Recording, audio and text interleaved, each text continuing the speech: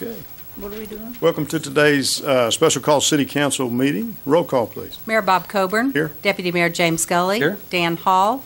Marlon Coleman. Here. Janie Boydston. Here. Wayne Johnson. Here. Leanne Langston. Here. Ivory Van. Here. Derek Reed. Here.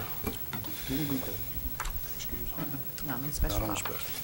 Okay, item number 1. Hold a public hearing to receive input and comments from citizens and discuss the City of Muskogee budget for fiscal year 2015-2016, as well as the proposed budgets for the Muskogee Parking Authority and the Muskogee Municipal Authority, and take any necessary action. Mr. Brown, and we will consider ourselves in a public hearing. And then additionally, we have 2 people who have signed up to speak to this item.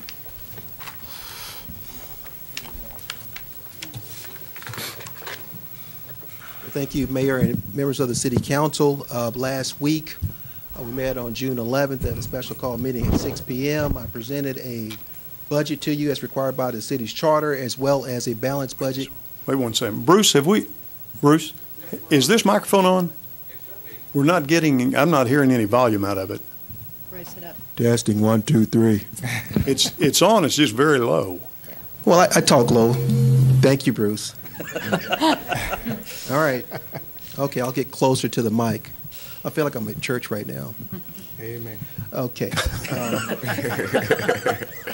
The offering will be collected here shortly. Yes, sir. Well, Balance the budget. Well, last week we met, and I guess a couple of us wasn't here, but we're here as a full body with, less than one. Last week we talked about the budget. I presented it to you as required by the city's charter, and also it was balanced in accordance with state law. Just to go through some of the PowerPoint presentation, we have a number of positions, as you know, broken out by department. Total of 455 permanent full-time positions, total 606 positions. This is just a snapshot of all the positions by title throughout the organization. Total of 453, if you can see it down there, as well as 27 part-time and 68 or so temps. The vacant positions report, as I know that you like to have, we have a number of vacant positions in the organization right now, total of 45. Organizational chart, budget committee highlights. As you know, we've done a lot over the course of this past fiscal year. General fund departmental operating expenditures were reduced less than what was budgeted previous year. We have implemented Phase 1A of the Urban Renewal Plan, which includes development of 102,000 square feet of retail shopping and other uses. We acquired 3 corners of Highway 69 and 62 Highway. We are pushing forward with Elliott Street Drainage project, the East Side Interceptor, 43rd and 45th Street road improvements. You know, we've received a grant from EDA in which the staff is working with the Port Authority to further improve those areas for those businesses over there. We have somewhat tentative funding from the City of Muskogee Foundation to implement the AIM Gateway projects. Hopefully that will be approved and we'll be able to get underway those AIM Gateway projects. Wayfinding signage, we've worked well with the Chamber of Commerce and worked hard to identify where these signs will be placed throughout our community. Collection sewer evaluation rehab project, that is ongoing. That's being done by our Public Works Department. MLK Community Street improvement project, that is underway. That project should be coming offline and be substantially completed in December of 2015. Waterline improvements, 24th Street, right now we're in design with that particular project. MLK Community Center, we should be substantially complete about March of 2016. Skate Park at Robson Park, it's completed. It's been taken care of. Creation of the Retail Business Enterprise Department, we have hired a director to manage that department, and we are in the process of staffing it. The Foundation 400, City of Muskogee Foundation has been one of our largest partners, as you know. They have been able to fund us. We are pushing forward with demolishing houses in and around our city. Housing rehab and revitalization program, of course, that's one of the best programs we have in the city. This allows our property owners, residents, to take advantage of getting their houses and their homes repaired utilizing funds set aside by the city and also the City of Muskogee Foundation. First Responders Training Center, we broke ground on a multi-use training facility for the fire department, which is training not only our firefighters but other fire agencies throughout this area of northeast Oklahoma. They broke ground and had their first actual training in May of 2015. Housing Incentive Program, just another program that we know we have a deficit there where we have to improve affordable housing in our community. This is one of the programs we do it by. Professional management of the Love Hatbox. One of the largest things that we've done here in the last fiscal year was enter into a contract with Sports Facilities Management. That's the company that's actually responsible for the management and marketing of Hatbox, which that is going on right now. And there's a lot of things. So challenges, as you know, we have challenges, as most communities do. There's a sales tax challenge. As you know, we are in a flat sales tax economy. That posture has been the same for several years. We did have 11 months of consecutive sales tax, additional sales in the city, which we benefited from. And so that's a challenge. Balancing the 2016 budget, another challenge. Completing about $39 million worth of ODEQ mandated water and sewer projects is something that has to be done, and it's mandated. And we are working toward ensuring that those projects get done in accordance with Oklahoma law. External agency funding, as you know, is always a challenge for us. We have about $1.6 million worth of funds that we dole out either hotel, motel tax, or general fund. And so we are looking at, monitoring that closely. Recruitments, we have a talent acquisition issue, which there are positions in the organization that are hard to fill. The newly created Retail Business Enterprise Department is one of them. Police is another one. We're doing pretty good at staffing automotive mechanics, and sanitation has come online here lately. So this is a chart of just our, just a variation of the agencies that we fund right now. We are not recommending an increase in any of the agencies. We're going to actually fund them again at their current tune. So there's no request to reduce or add. But we received requests for additional, but we're not adding it at this time. General fund revenue makes up about $32 million or so, and it's pretty flat. And this is just the fund totals from previous years and our actual requests. And sales tax, of course, is at 14.2 for 2016 budget. MMA, of course, is at 12,819 total revenue. And then, of course, those are the corresponding transfers that go into general fund and to cover our debt service. So our budget calendar, what did we do over the last fiscal year? We met quarterly. It was a mandate from this city council that we meet quarterly to update you on the financial status of the city. We do that on a quarterly basis. We also have a mid-year budget review with the city councilors to go over anticipated changes in the organization, such as the creation of facilities maintenance or fleet department.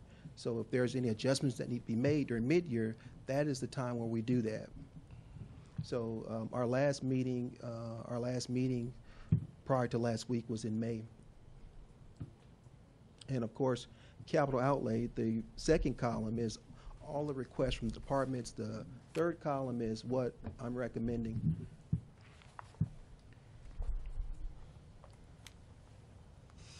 There's a list of them there. And they also contain your budget book. So the anticipated revenue for capital outlay is about 1.4, 1.5. Once again, our city will have a balanced budget. Option number one I presented last week was to set aside funding for employee compensation. Suspend the transfer of $300K from the general fund to economic development requires a change in city ordinance. Reduce the employee contribution to health insurance fund at $550, implement the Wildan utility rate study recommendation, which as you know, we spent a lot of time on already. And option number two is to set aside funding for employee compensation, reduce the general fund reserve requirement from 13 to 10%, and implement the Wildan recommendation study. And so, subject to that concludes my presentation, and be more than willing, happy to answer any questions. Thank you. Okay. Mr. Mayor, Yes. I'm curious, after discussing this with Mr. Tucker, on the alternative formula for the restricted fund, that we may at least mention it now so that when the public makes their comments, they can be aware of what we're discussing, and it may help them shape their viewpoint in terms of what we're saying. I'm fine with that. Okay. I'm assuming that's in the width of the agenda item. And it'll just take a couple of minutes. And for those of the public who like copies of what I'm discussing, I have copies here. If somebody wants to be kind, and I'll pass those out. Y'all do look like y'all at church. Nobody's moving. Depends on the preacher. Depends on the preacher. That's even worse. Sorry. What I'm recommending is that when we look at our restricted reserve fund in terms of approving the fiscal 16-year budget, that we look at the reserve fund as a dollar amount instead of a percentage. Currently, the percentage that we're considering is 13%, which would set the restricted reserve at $4,205,767,000. If we use the percentage is applied across the budget. If we use a specific dollar amount of $3.5 million, which gives us a relatively healthy reserve, it takes away the stress from the budget of using a calculation that gives us less money to deal with. And so if we use the dollar amount of $3.5 million in lieu of a 13% for the restricted reserve, it creates approximately $1,064,318,000. And if we were to do that, it would eliminate the need to defund the Economic Development Fund and take away the need to reduce the Employee Insurance Fund by $550,000. And so when we have that conversation after the public input, I'd like to pursue it further, because that will be my recommendation in terms of that formula being implemented into the budget. Okay. Other question or comment regarding Mr. Coleman's presentation? Or are we ready to hear public input? Okay. Teresa Rutlinger, you had signed up to speak to this item. You would approach the microphone for us, give us your name and your your address. Then we will allow you the 5 minutes, 3 minutes, 5 minutes on this item. Teresa Rutlinger, 2500 Shelby Court. I'm still concerned about the budget. I don't know what happened last year that made it that we needed to ask again to fund,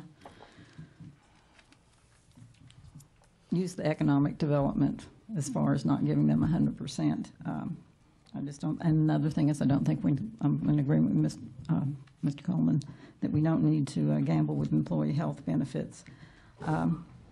The projected balance of $4,600,000 includes restrictive reserves, which means that we have probably about $500,000 carryover, which is not much. I mean, we actually closed a school in this town because that's all the reserves they had. I know it's kind of apples to oranges, but I don't know how long $500,000 is going to last the way that we're going, where we're having to keep on borrowing and it keeps on going down and going down. And, you know, we might be looking at 3 years or 4 years to where we don't have any reserve to carry over from year to year. I'm probably in agreement with what Mr. Coleman said, that, you know, a percentage might be the best way to go, or you know, dropping the percentage down. I don't think that we should touch any of the employees' health benefits. I realize that right now the cities are self-insured, and it would just take one time of a huge catastrophic something to happen to one of the employees that might wipe out our reserve that is, what, $1.5 million or something like that, where they're suggesting that we keep $3 million. I think as a courtesy to the citizens and as a smart move for us as a city, we should make sure that we get the $3 million and then think about maybe, if on a case-by-case, whether that year after you've got the $3 million, you go and take a little bit of something out. But I know that's not what we're talking about right now, but other than don't touch the employees, don't take the $550 from the employees.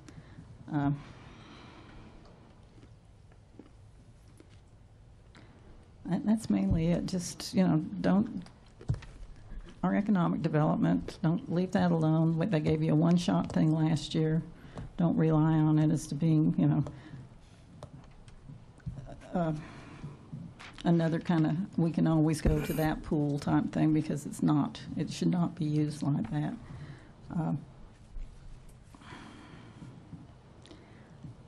If we go and look halfway through the year at how we are, I don't understand how we get so far to where we can't balance. Are we just taking on too many projects that are costing us too much? I would still like to have a spreadsheet, a timeline, or something to say, okay, we have this note, we're just paying interest on it.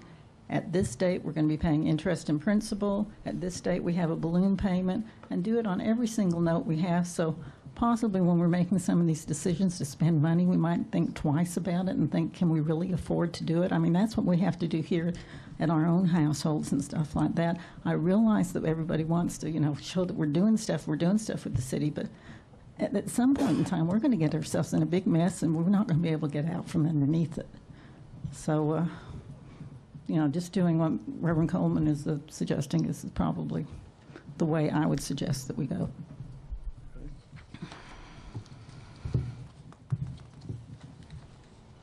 Thank you for your input. John Tyler Hammonds, your name and address, sir, and you are speaking to item number 1. John Tyler Hammonds, 3401 Canterbury, Muskogee, Oklahoma. As always, it's a pleasure to address the Honorable Mayor and Council. I spoke to this issue last week, and I'll speak to it again. I will continue to oppose any transfer out of the Economic Development Fund. We need that money for our investment into this community. I find it most amusing that the title of this budget is called A Promising Future, and yet we are taking from our future and thus breaking a promise. We promised the voters of Muskogee when we enacted this ordinance back in 2011 that we were finally going to take economic development seriously. Prior to that moment, we had said we would never had any money to do with the projects we wanted to do. We never had the money to recruit the jobs we wanted. We were always limping from the next thing to the next. Well, finally we said that's never going to happen again, not in the city of Muskogee. We will put money aside, making sure that when that time comes, we can make an investment. Taking money out of this fund is not necessary. Do not betray the promise made to the voters by taking away that money. We are beginning to see the fruits of our efforts in economic development. From the Urban Renewal Authority to retail development to industrial development, we are seeing things happen. Do not prune this investment just yet. Need to let this time happen, need to let time continue and continue to reap more benefits. When a recession occurs, and oftentimes business people will cut their advertising, which is one of the worst things you can do. The same with the city. When your money is flat, you do not want to cut the source of revenue, which actually brings you more money. By investing in economic development, you bring more sales tax, you bring more water revenue, which allows you to fund more things for streets, it allows you to fund more things for city employee pay raises, it allows you to fund everything you need to do. Do not take away from this source which provides you future revenue.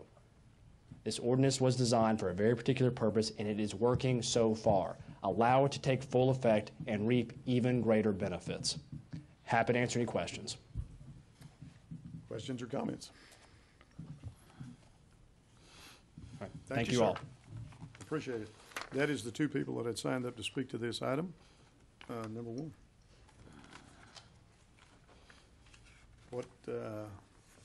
I guess we would close. Yes, sir.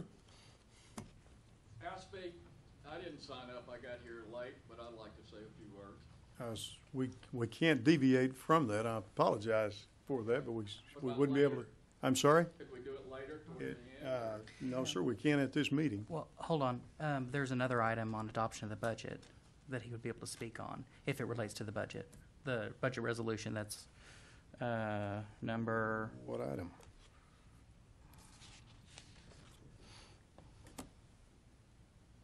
Clarify for me. If I will someone just- hasn't been here 15 minutes ahead of time and signed up to speak, Oh, How I'm do we sorry. do the- I'm sorry. You're right. You're right. I was thinking on the item. Never mind. Forget I Okay. said that. all right. Sorry for that Thank you. confusion. Yes. We'll now close the public hearing. Is there council discussion that takes place on the budget now? My concern about the proposal that's here about changing restricted fund, I would not like to change restricted fund in any way, shape, or form. We live in Oklahoma. We're in a disaster zone for a tornado or ice storm or anything that may come. I do not want to move to what I would call Washington politics, where we're spending more money than we're taking in. And that's what we've been doing in a trend and been going into fund balance. When we continue to go into fund balance to the point that we go into restricted funds, and no matter how we do that, whether we go by percentage into restricted funds or whether we go into restricted funds by fixed amounts, or whether we go into restricted funds by fixed amounts, we're doing the same thing. We're going into restricted funds, and we're making our gap bigger and bigger. And I do not think that's a wise investment to the city of Muskogee or to our patrons. If the insurance fund is an investment, and if it did get in a position, and I really do appreciate those that spoke last time, and especially those that spoke for the insurance committee, because I will say those employees and they've got skin in the game. They really did do a lot to get our insurance fund out of the red and into the black. And we need to do everything we can to make sure that insurance fund stays that way. And I think this is a step at putting it potentially at risk. And I do not want to do that. So I think it's something that's going to have to be monitored. But if it did, then we would have to go into reserves. And we would have to make an adjustment to go in to reserves. But that would be a disaster that would move us to go into reserves. But to go into reserves initially to do that, I think would be a mistake. That's my position. I just don't think we need to do Washington politics in Muskogee and spend more than we're taking in. Okay. I'll agree with my colleague that we are in Oklahoma and we're not in Washington, because in Washington they borrow from Social Security in order to balance their debts. And if we borrow from the employee insurance fund, we're doing no different. And so I believe that $3.5 million is a healthy reserve for a city our size. Certainly in the event that we have a disaster to take place, then we can appropriately consider using other sources that we have at our disposal here in Muskogee, because we're more fortunate than we are in other places. But if we look at it in terms of a set dollar amount of $3.5 million, we do not have to defund the Economic Development Fund, and we do not have to reduce the Employee and Benefits Insurance Fund by $550,000, because as it's been explained to me, we have been in the red with that fund for so long that now that we're in the black, we need to make every precaution to be certain that we stay there. And so my recommendation will still be that upon adoption of the budget, we adopt this proposal to change this funding scheme from a percentage to the dollar amount of $3.5 million. I would like to see some past history on the $3.5 million. I would like to see some past history on the ice storm of a few years ago and the amount of time it took us to get that back. And here's my concern. If we reduced to $3.5 million a fixed amount, and as I recall, when I first came on the council, we got about $1 million, and I want to say that was almost 3 years after the event happened. Gene, my memory may not be exactly right, but I'm thinking that we spent maybe in the neighborhood of $4 million. The portion we got reimbursed for took almost 3 years to get that money back. And that's my concern is if we drop to a particular level, we need to be sure that we have enough in cushion in that level that if you'd have that back-to-back reoccurring storm event, whatever it is, that we would not be in trouble. And one of the, yes, sir. And one of the things that I was going to include in this presentation, I just didn't want to make it any more unclear, was that we can set a percentage to the prior year carryover fund going forward so that any carryover funds that we have from a prior fiscal year, a percentage of that can go into the reserve fund, and that way it would raise it on an annual basis, and it wouldn't just be set at $3.5 million. Right. Other comments or questions? Well, for me, Mayor, I agree with Reverend Coleman, and being on the council during that ice storm, I think Ms. Boyston was there also. One of the things that is dynamics has changed is the City of Muskogee Foundation. They've never, in an emergency like that, I think they would be able to help through our reserves in some manner, whether it's a loan or a grant or postponement. So I agree that we could reduce the reserves down to the $3.5 million without much trouble, and that way we don't touch the Economic Development Fund, we don't touch the health insurance funds. I am concerned on 2 points well, not one's a concern, but one's just a thought for the council I like to think about is how can every time you read the papers, I'm proud to be an Okie from Muskogee, 3/4 of them say we need to do something downtown. Mm-hmm. And out of that economic development, and they've never had any money to work with. At the end of the day, they've got some great talent, some people, some ideas, but they never have had any funding. I'd like to see somehow out of that $1.2 million that Downtown Inc. gets some of those monies so they can actually take advantage of some of those ideas and that creativity. So I'd like to see us earmark some of that, whether it's 300, all 300 or 100,000 or something. But I'd like for us to at least consider that to give them some sort of a budget to work for Downtown Muskogee Inc. So that's something I'd like for everybody to think about. The other piece I'm concerned about is this accepts the 24% increase in water rates. Now, we've told everybody that we're going to use that for infrastructure. Well, this budget doesn't have it for any infrastructure at all.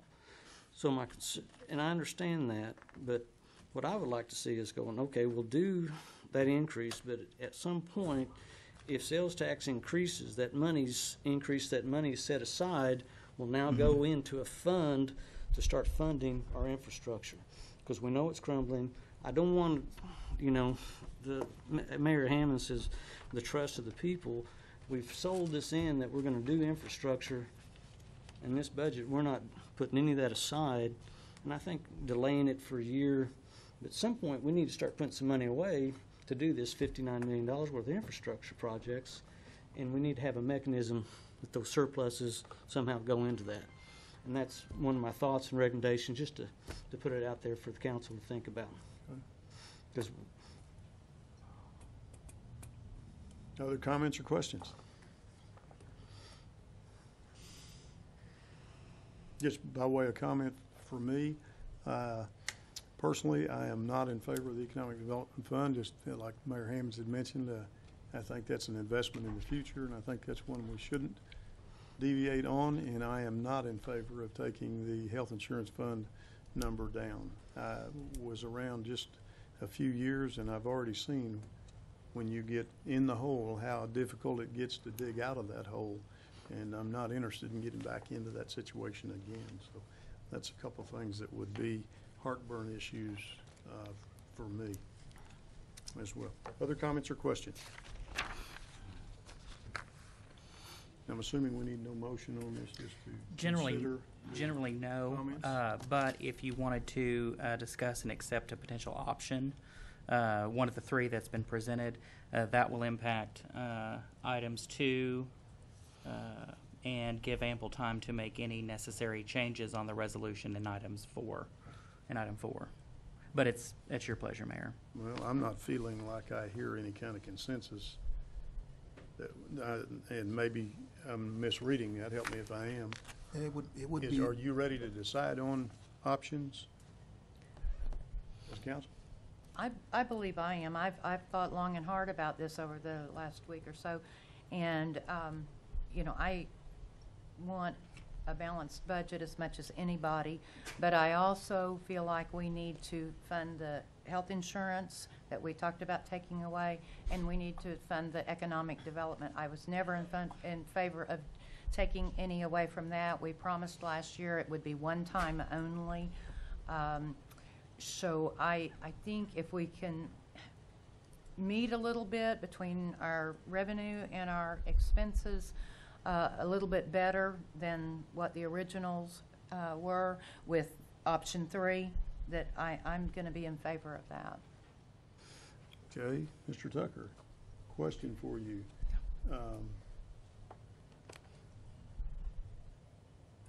How do we proceed with options? Would it be clearer, would it be less cumbersome if we didn't proceed with voting on options, but we gave staff directive? What I was actually going to say, if there was going to be a proposed motion, would be to move to approve budget option 1, 2, or 3, and direct staff to amend the budget resolution as appropriate. Okay. Is that what you were? I don't know that I was ready to do that, but I could probably deal with that. So And- 1, 2, or 3 that's on the 1 or 2 on the screen, or 3 that's the next option, being the handout. And now, just for clarification, this is not the last time that you can adopt the budget. Yeah. The meeting on June 22nd is the drop-dead deadline at which the budget must be adopted. So you don't have to do anything tonight. For me, and I'm not speaking for anyone else, I quickly read through this last night and talked about, and gave some consideration to $3.5 million. I'm not ready to decide on option 3. So it would make it hard for me to say 1, 2, or 3 for my own vote. I know I was Is anyone interested. else in that situation? Well, I had visited with Mr. Coleman about doing a side-by-side with the others that we had that Gene gave us previously, Right. and looking at the graphs also Okay. on how the expenditures and the revenue fall out. Some I would little like additional clarification. where it actually shows how much is in the restricted, and it had the 2 options that are listed here in a table, and I would just like to see option 3 placed side by side for a better comparison, and with the graphs that were provided also. Well, I think it was the last group of us that met on the budget where we had asked Gene to go in and take the revenues and the expenditures from option 1 and then from option 2 also. And one of them brought it much closer together. It was really, really looking nice. Okay, So, could we take that as staff directive? Well, I And think. give us that comparison? Yeah, I'd like to say something. I presented a couple of options. Counselor Coleman has presented an option, and, we'd like a tentative vote tonight on the budget so we can dispense with the other items that are companion items.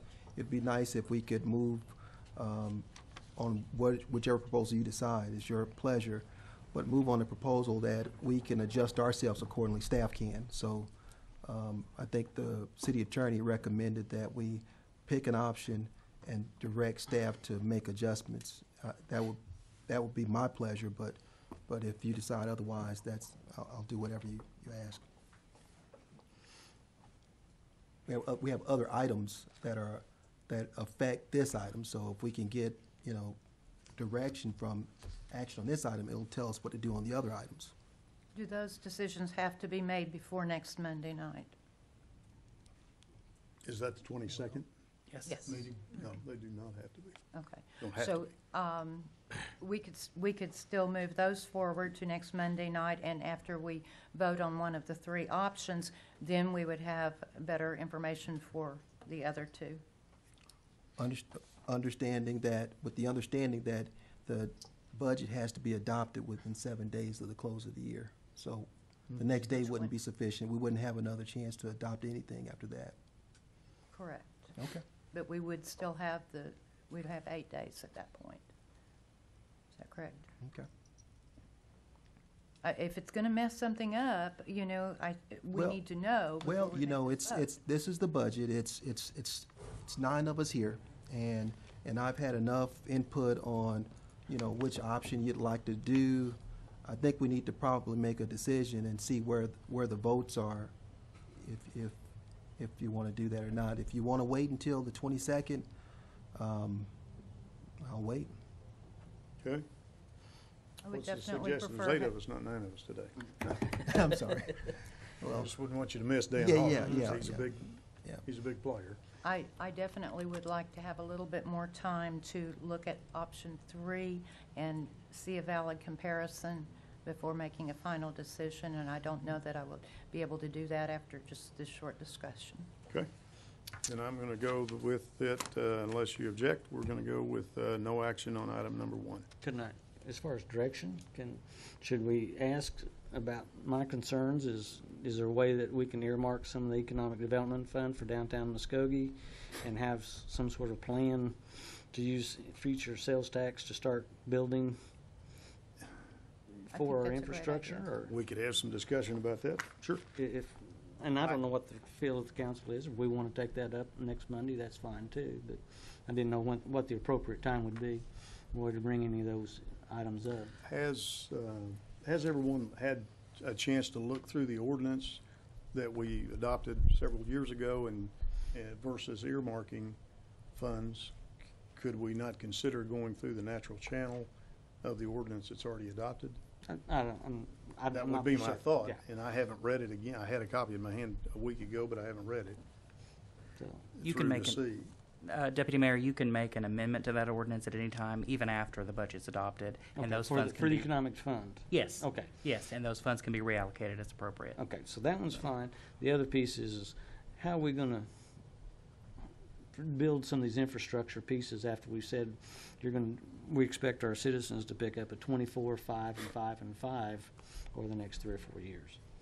So I Would we just be don't. directing staff to look at that specifically? Well, that's what I'm asking. That's my concern is as we go forward, we've made some promises that we've asked our citizens to make some pretty heavy sacrifices. On the fact that we're worried about the 48-inch line coming from Fort Gibson Lake to here, Yeah. and then where are we going to be? So I just would like to see some sort of mechanism going forward that those monies are allocated and retained to make that happen. Okay. Anybody have a thought in that regard? Is that directing staff, Mr. Tucker? Yes. Okay. If staff considers that direction, Mr. Howard. Well, we'll just provide a Brown, memorandum on okay. what a plan would be to offset cash flow for next year, future years. Okay. So given no action on 1, where does that leave us on 2, Mr. Tucker? You are still welcome to consider that, or it can be tabled until the 22nd as well, because you are going to be tabling item number 4. Okay. Any thought toward tabling item 2? And if so, we would entertain a motion in that regard. Make a motion that we table item number 2. Second. Motion and a second. Any discussion? Roll call. Deputy Mayor James Gully. Yes. Janie Boydston. Yes. Marlon Coleman. Yes. Wayne Johnson. Yes. Leanne Langston. Yes. Ivory Van. Yes. Derek Reed. Yes. Mayor Coburn. Yes, motion carries. Item number 3.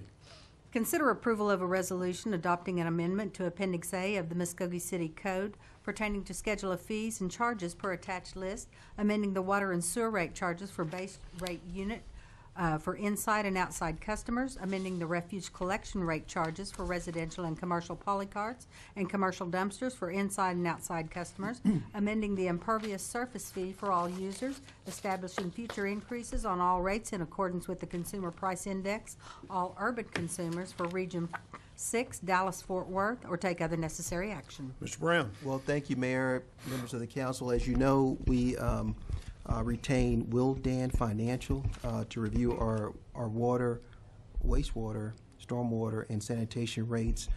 We've worked with them over the last few months, and they were able to prepare an assessment of what they are.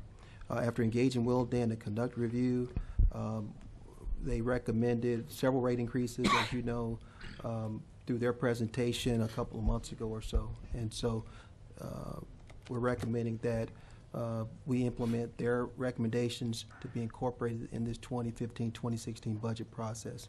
So, happy to answer any questions. I think it's very important. What have we done to communicate to our customers how this may take place? Well, we, of course, we haven't informed anyone because it's not official, but Yes. as soon as we make it official, we'll do bill inserts and those kinds of things because these rate increases won't take effect until August 1st. So we'll be immediately putting out what in their next billing cycle, what the increases look like. That's what I think is very important, is how we're going to communicate that to our customers.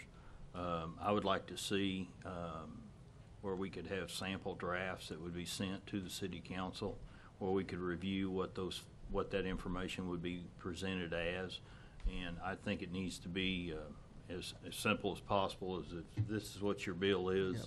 With the new rate, this is what it would go up, and just a couple of different examples of those different rate structures, and if any other council would have some ideas of, how it could be easily presented, and a lot of times we don't pay any attention to those inserts. I think it needs to be clearly on Channel 15. I think it needs to be any way that we can get that information out to our customers at letting them know to expect this. So much of our community is on a fixed income, and that's one thing that I was concerned about through this whole process. We go, oh, it's only going to be this much. It's a little bit different when you're on a fixed income. Any adjustment when you're on fixed income is a big step. And I think the earlier we can communicate this change, the better it's going to be for our customers. Again, my same concern is this is the monies that we're saying is going to be for Absolutely, infrastructure. I agree. Right. So I'm really not ready to pass this resolution until I see some sort of guarantees or some sort of action that we're going to have some sort of plan to address these infrastructure needs. Because quite frankly, if we're saying we're not going to do the infrastructure, we don't need the increases. So, Well, the 16% of it is going to go for okay. cost, but the other portion is infrastructure. Yeah. And And I'd like to see what that plan might be. I think that plan needs to be in place. I mean, we'll put something together, get it back to you. And Mr. Tucker, in addition to it being a part of the plan, would that also need to be a part of the resolution? Because my concern is plans are made today, and then as emergencies or whatever come up, they change.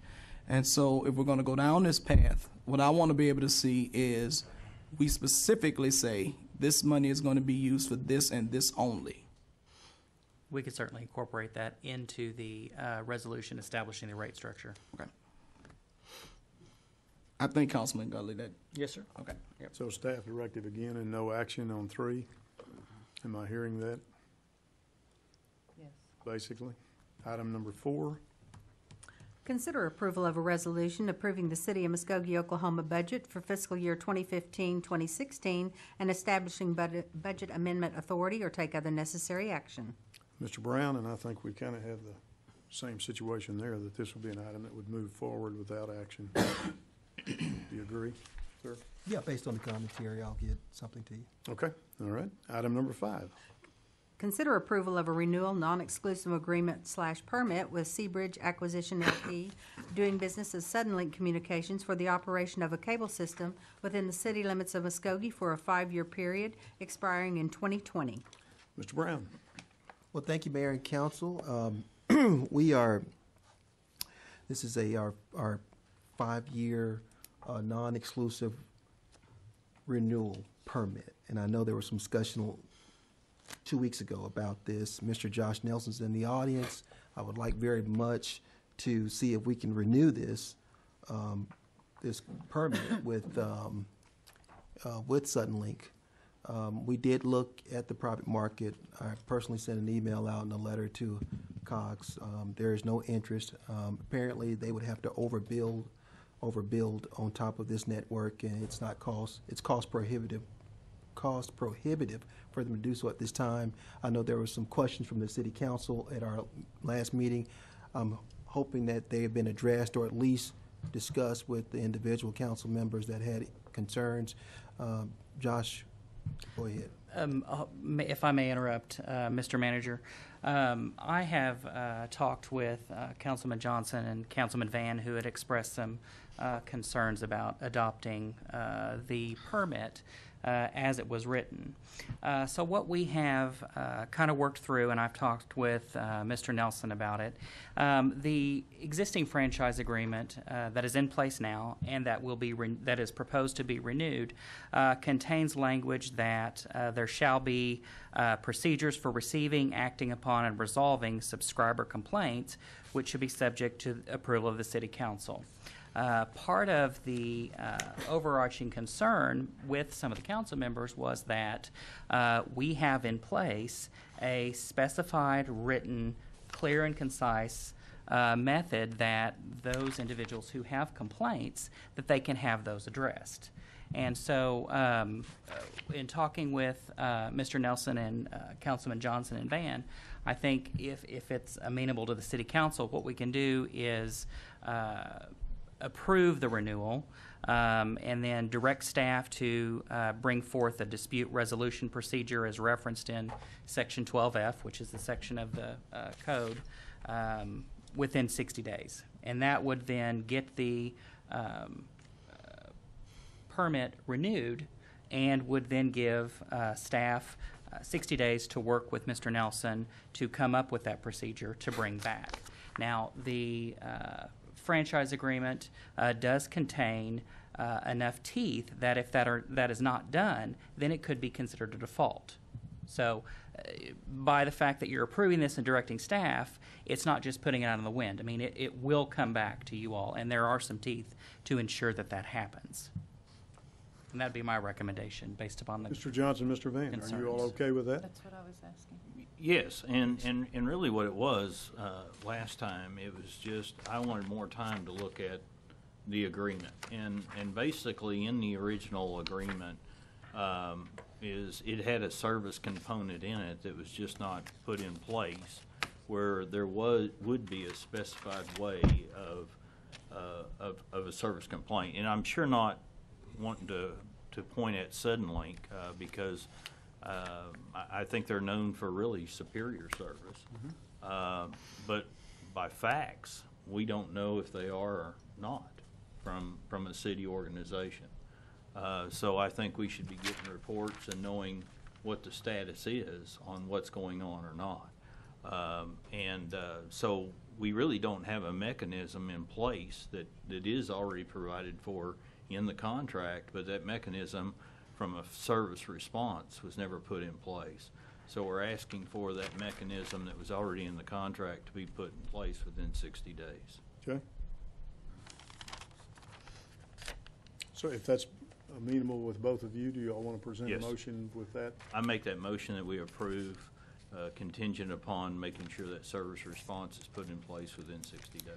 Councilman Johnson, I would ask that you not include that contingency, Okay. but that staff be directed to come back. Staff be directed to, okay? Okay. Mr. Van, you all right with that? Second. Okay. You got a second? Motion and a second is there. Do we have any discussion further? Thank you, Josh, for all that you do. Thank you. I guess we could give Josh a chance to speak too to that. Good with that too? I'm good. Okay. We're good. That puts the heat on you for 60 days, doesn't it? Roll call. Deputy Mayor James Scully. Yes. Janie Boydston. Yes. Marlon Coleman. Yes. Wayne Johnson. Yes. Leanne Langston. Yes. Ivory Van. Yes. Derek Reed. Yes. Bear Coburn. Yes, motion carries, and that concludes our special call agenda. Want to finance? We are going to finance. We don't do Parking authority. parking municipal authority, don't we? Parking Authority, my apologies. Special call, Muskogee Parking Authority, roll call. Mayor Bob Coburn. Here. Deputy Mayor James Scully. Here. Marlon Coleman. Here. Janie Boydston. Wayne Johnson. Here. Leanne Langston. Yes. Ivory Van. Here. Derek Reed. Here. Item number 1. Consider approval of minutes of Special Call Parking Authority, March 23rd, 2015. Move for approval. We got a motion for approval. Second. We have a motion and a second. Any discussion? Roll call. Deputy Mayor James Gully. Yes. Janie Boydston. Yes. Marlon Coleman. Yes. Wayne Johnson. Yes. Leanne Langston. Ivory Van. Yes. Derek Reed. Yes. Mayor Coburn. Yes, motion carries. Item number 2. Consider approval of a resolution approving the Muskogee Parking Authority, Muskogee, Oklahoma budget for fiscal year 2015-2016 and establishing budget amendment authority or take other necessary action. Mr. Brown. Thank you very much, Mayor and Council. Requesting approval to adopt the Parking Authority's budget, amount of $906,520.36. Okay, Move for approval. motion? Second. Motion and a second. Any discussion? Roll call. Deputy Mayor James Gully. Yes. Janie Boydston. Yes. Marlon Coleman. Yes. Wayne Johnson. Yes. Leanne Langston. Yes. Ivory Van. Yes. Derek Reed. Yes. Mayor Coburn. Yes, motion carries. That concludes the agenda for the special call Parking Authority meeting.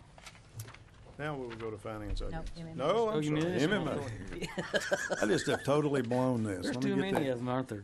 No kidding. Okay. Special call Muskogee Municipal Authority. Roll call. Mayor Bob Coburn. Here. Deputy Mayor James Gully. Here. Marlon Coleman. Here. Janie Boydston. Here. Wayne Johnson. Here. Leanne Langston. Here. Ivory Van. Here. Derek Reed. Here. We are accounted for. Item number 1. Consider approval of a resolution approving the Muskogee Municipal Authority, Muskogee, Oklahoma budget for fiscal year 2015-2016 and establishing budget amendment authority or take other necessary action. Mr. Brown again. Yes, Mayor and members of the council, I'm requesting that you approve the attached resolution authorizing budget amendment authority in the amount of $12,819,280. Okay. Entertain a motion in that regard. For Mayor, discussion. I believe this item will need to be Tabled tabled also. until the 22nd because it does include the water rate increase. Okay. So without objection, unless there is objection, we will table this item, and that will conclude the Muskogee Municipal Authority special call meeting. All right, I would now call to order the Finance Committee meeting for June 16, 2015. Item number 1, please. Consider approval of the Finance Committee minutes of June 2nd, 2015. Are there any additions or corrections? Move for approval. Second. Motion and second. Any other discussion? Roll call, please. Deputy Mayor James Scully. Yes. Janie Boydston. Yes. Marlon Coleman. Yes. Wayne Johnson. Yes. Leanne Langston. Yes. Ivory Van. Yes. Derek Reed. Yes. Mayor Coburn. Yes. Item passes. Item number 2, please. Consider approval of claims for all city departments, 526 of 15 to 610 of 15. Do we have a report from the Purchasing Committee? Yes, sir. The purchasing committee met earlier today and reviewed the report of claims, and I move for approval. Second. Motion and a second. Further discussion? Roll call, please. Deputy Mayor James Scully. Yes. Janie Boydston. Marlon Coleman. Yes. Wayne Johnson. Yes. Leanne Langston. Yes. Ivory Van. Yes. Derek Reed. Yes. Mayor Coburn. Yes. Item 2 passes. Item number 3, please. Receive, report, and take action on approval of a one-year renewal of a cooperative agreement between the City of Muskogee and the Muskogee Area Arts Council in the amount of $10,000 for July 1st, 2015 to June 30th, 2016, subject to approval of the city fiscal year 2015-2016 budget and allocation of funds in accordance with the same. Mr. Brown? Yes, Mr. Chair, members of the committee, for the last several years, the City of Muskogee has funded the Muskogee Area Arts Council in the amount of $10,000. The amount was established as a match originally as $5,000 match and $5,000 coming from a grant, from a local challenge grant that's granted through Oklahoma, state of Oklahoma. In 2013, their funding was discontinued, and we've been funding them at the amount of $10,000. And we'd like, our recommendation is that we continue to fund them at the same tune. Subject to that, Ms. Graybill is here. And go right ahead. Here.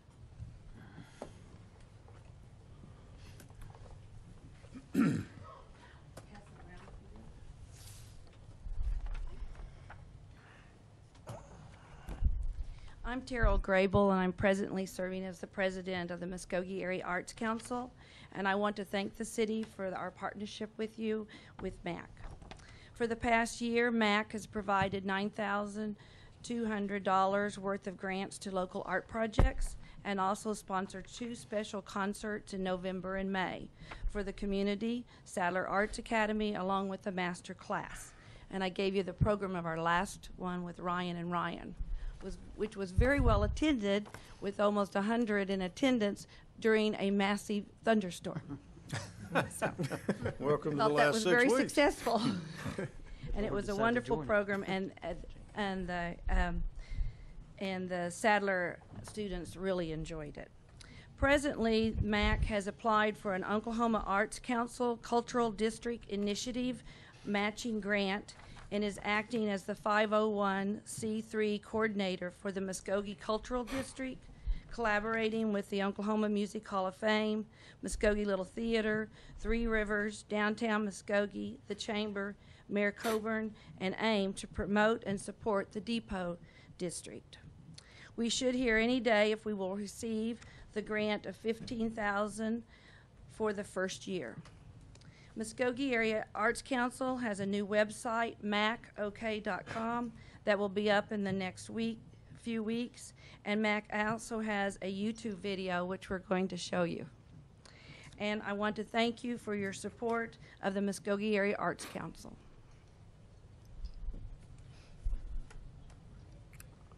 I have a person that signed up to speak. We can do that or either see the video presentation at this time. Video.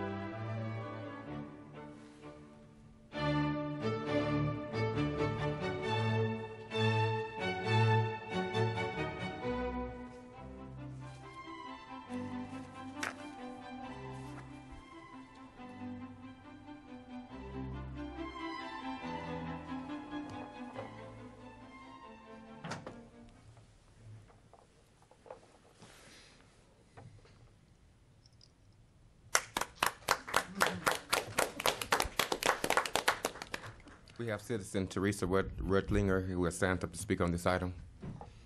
If you could give us your name and address, please. Teresa Rutlinger, 2500 Shelby Court. I'm going to keep it short and sweet. I think the Muskogee Arts Council and the Oklahoma Music Hall of Fame are positives for our town, and they're integral parts of our community, and I thank you very much for funding them. Council discussion at this time. Move for approval. Motion and second. Any further discussion? Roll call, please. Deputy Mayor James Scully. Yes. Janie Boydston. Yes. Marlon Coleman. Yes. Wayne Johnson. Yes. Leanne Langston. Yes. Ivory Van. Yes. Derek Reed. Yes. Mayor Coburn. Yes. Item passes. Item number 4, please. Consider approval of a one-year cooperative agreement between the City of Muskogee and the Oklahoma Music Hall of Fame and Museum for the operation of the Oklahoma Hall of Fame in the amount of $15,000 or take other necessary action. Mr. Brown. Yes, thank you, Mr. Chair and members of the committee. As you know, the city of Muskogee and the Oklahoma Music Hall of Fame have been in partnership for many years. We are actually co-sponsoring an event for 5 downtown festivals and a major festival, music festival at Hatbox in 2016. So the renewal provides for the continuation of funding at the level of $15,000, and we'd recommend that we approve a one-year cooperative agreement with them. Move the approval. Second. I have Ms. Teresa. She's passing. I have a motion and a second. Any further discussion? Roll call, please. Deputy Mayor James Scully. Yes. Janie Boydston. Yes. Marlon Coleman. Yes. Wayne Johnson. Yes. Leanne Langston. Yes. Ivory Van. Yes. Derek Reed. Yes. Mayor Coburn. Yes. Item 4 passes. Item number 5. Consider approval of a one-year cooperative agreement between the City of Muskogee and the Muskogee County Public Transit Authority for the fiscal year 2015-2016 in the amount of $169,258 or take other necessary action. Mr. Brown. Yes, Mr. Chair, members of the committee, same with this one. I'm requesting that you approve a one-year cooperative agreement with the Muskogee County Transit Authority in the amount of $169,258. This is about a $3,000 difference in last year's funding, and I'd like to make sure that that's noted for the record. Thank you. Questions or comments? Yes. Does the council have a designee to work with the Public Transit Authority? We have mayoral appointments to the Muskogee County Transit Authority, and I would have to look and see exactly how many appointments we have. I know that there are 3. I know that there's one several meetings ago. Mr. Ford, the executive director, came forward and said there was one vacancy, and he asked that the mayor appoints that person and on our current policies. So there is one vacancy from the city, is what I understand. One vacancy for appointment, so. Questions or comments? Move for approval. Second. Motion and a second. Roll call, please. Deputy Mayor James Scully. Yes. Janie Boydston. Yes. Marlon Coleman. Yes. Wayne Johnson. Yes. Leanne Langston. Yes. Ivory Van. Yes. Derek Reed. Yes. Mayor Coburn. Yes. Okay, item 5 passes, so item number 6, please. Discuss and take action on utilizing the professional services of Retail Attractions, LLC for fiscal year 2015-2016. Mayor Coburn. I asked to have this item put on the agenda because we have a contract that ends the end of June with Ricky Hayes and Retail Attractions. There's a significant amount of momentum going in the city of Muskogee. It's given us the ability to attract some of the retail development that you see right now, and Ricky is an integral part of making that happen. I appreciate his efforts, and I want to see that that contract continues, and so I would move for approval of the contract to extend the contract with Retail Attractions for an additional year, and have the manager give him the latitude to negotiate that contract like we did last year, up to $48,000, and I so move. Now, what we have in our packet, it's all 2014. Will all the dates be changed at that point in time? Well, if this is just a contract from last year, it's just an attachment so you can see what's in it generally. So I think last year you didn't have the contract in your packet. You allowed me to negotiate it and execute it, and so that's what I negotiated and executed last year, and so I just attached it to the packet for your review. I have a citizen who signed up to speak. At this time, Ms. Teresa Rudlinger.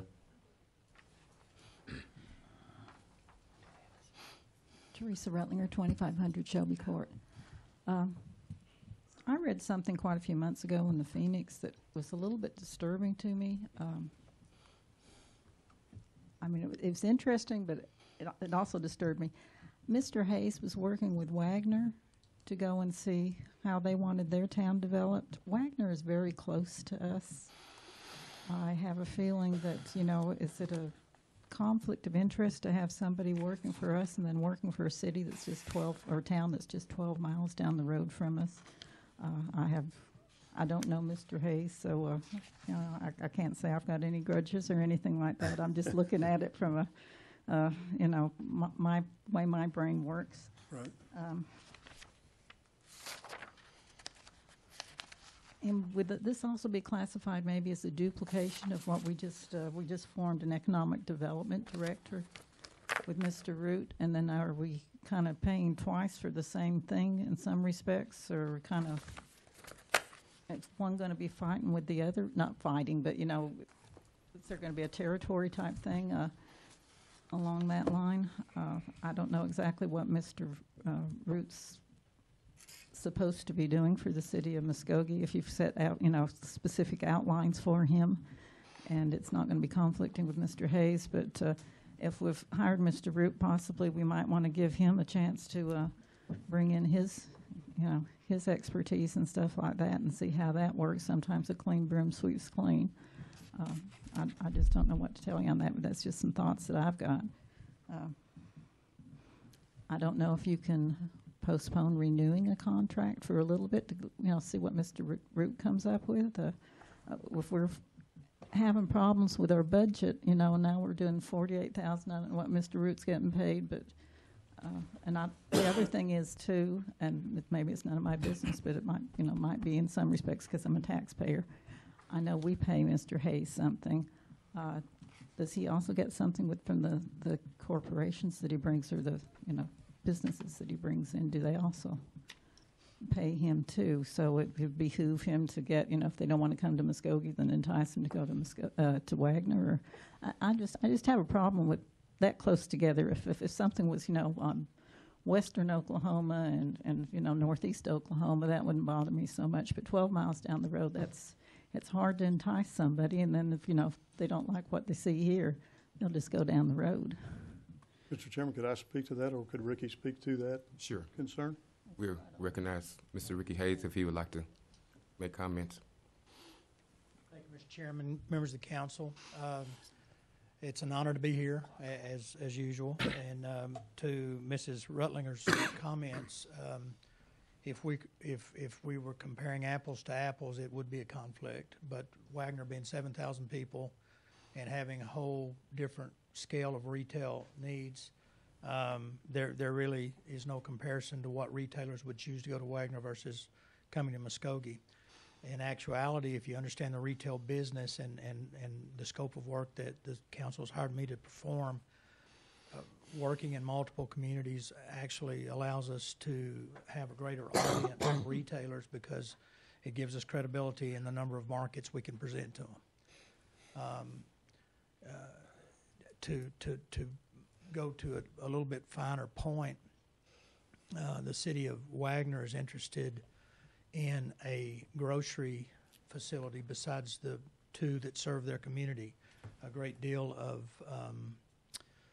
Wagner's grocery leakage goes to Broken Arrow, and one of the main reasons they contracted our firm was to recruit a grocery deal to their community. 3 years ago when we started here, one of the main concerns of the council was grocery leakage and a grocery hole in your market as well. And 3 years of hard work and a lot of additional partnerships with the Muskogee Council and the Chamber and the people we worked with here, we've got 3 different grocery entities trying to get in your community right now as a result of our labor. And I would just say what a joy it's been to work here. I'd like to continue. I commend the mayor's choice of words. The momentum in Muskogee is great as any city in the state of Oklahoma in terms of the retail attention that's on your city. right now. And one of the things I'd also like to say is none of this would have been possible without the work of Gary Garvin and his team, because they've done a heck of a job of keeping up with the development as it's come and making sure we get the right people on the right dirt, which is the next crucial step.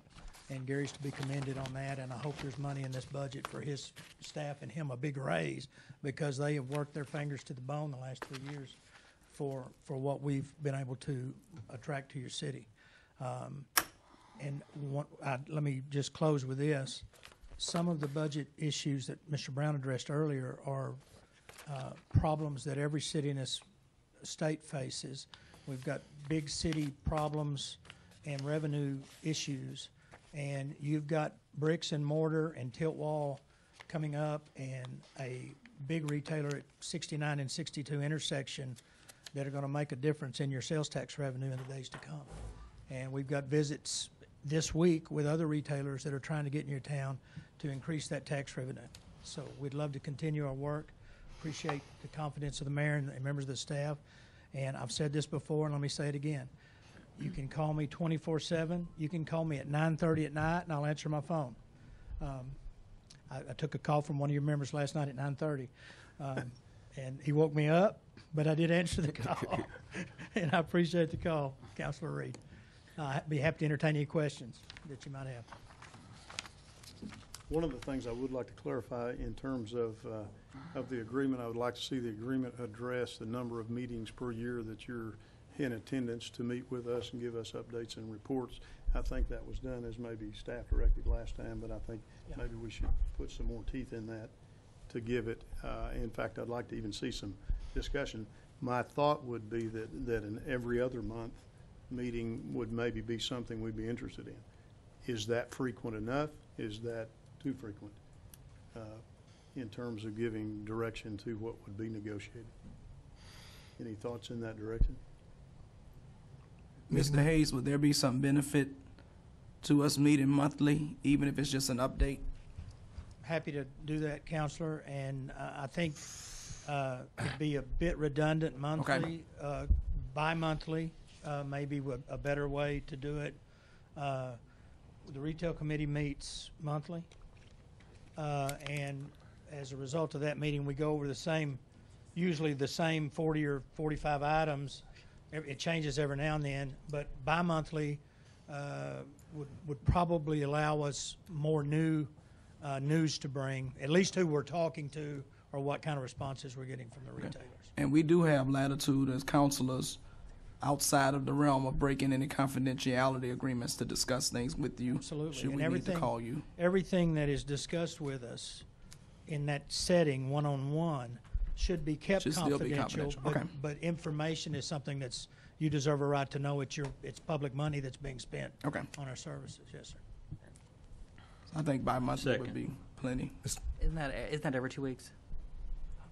Okay, so every other month. Okay. Bi-monthly, yeah, bi-monthly. That's the reason I didn't say by because I wasn't sure either. Ms. Hayes? Yeah, I have a question.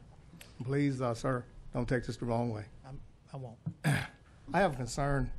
We got Mr. Root there. He's in economic development. We paying him to do what you do, correct?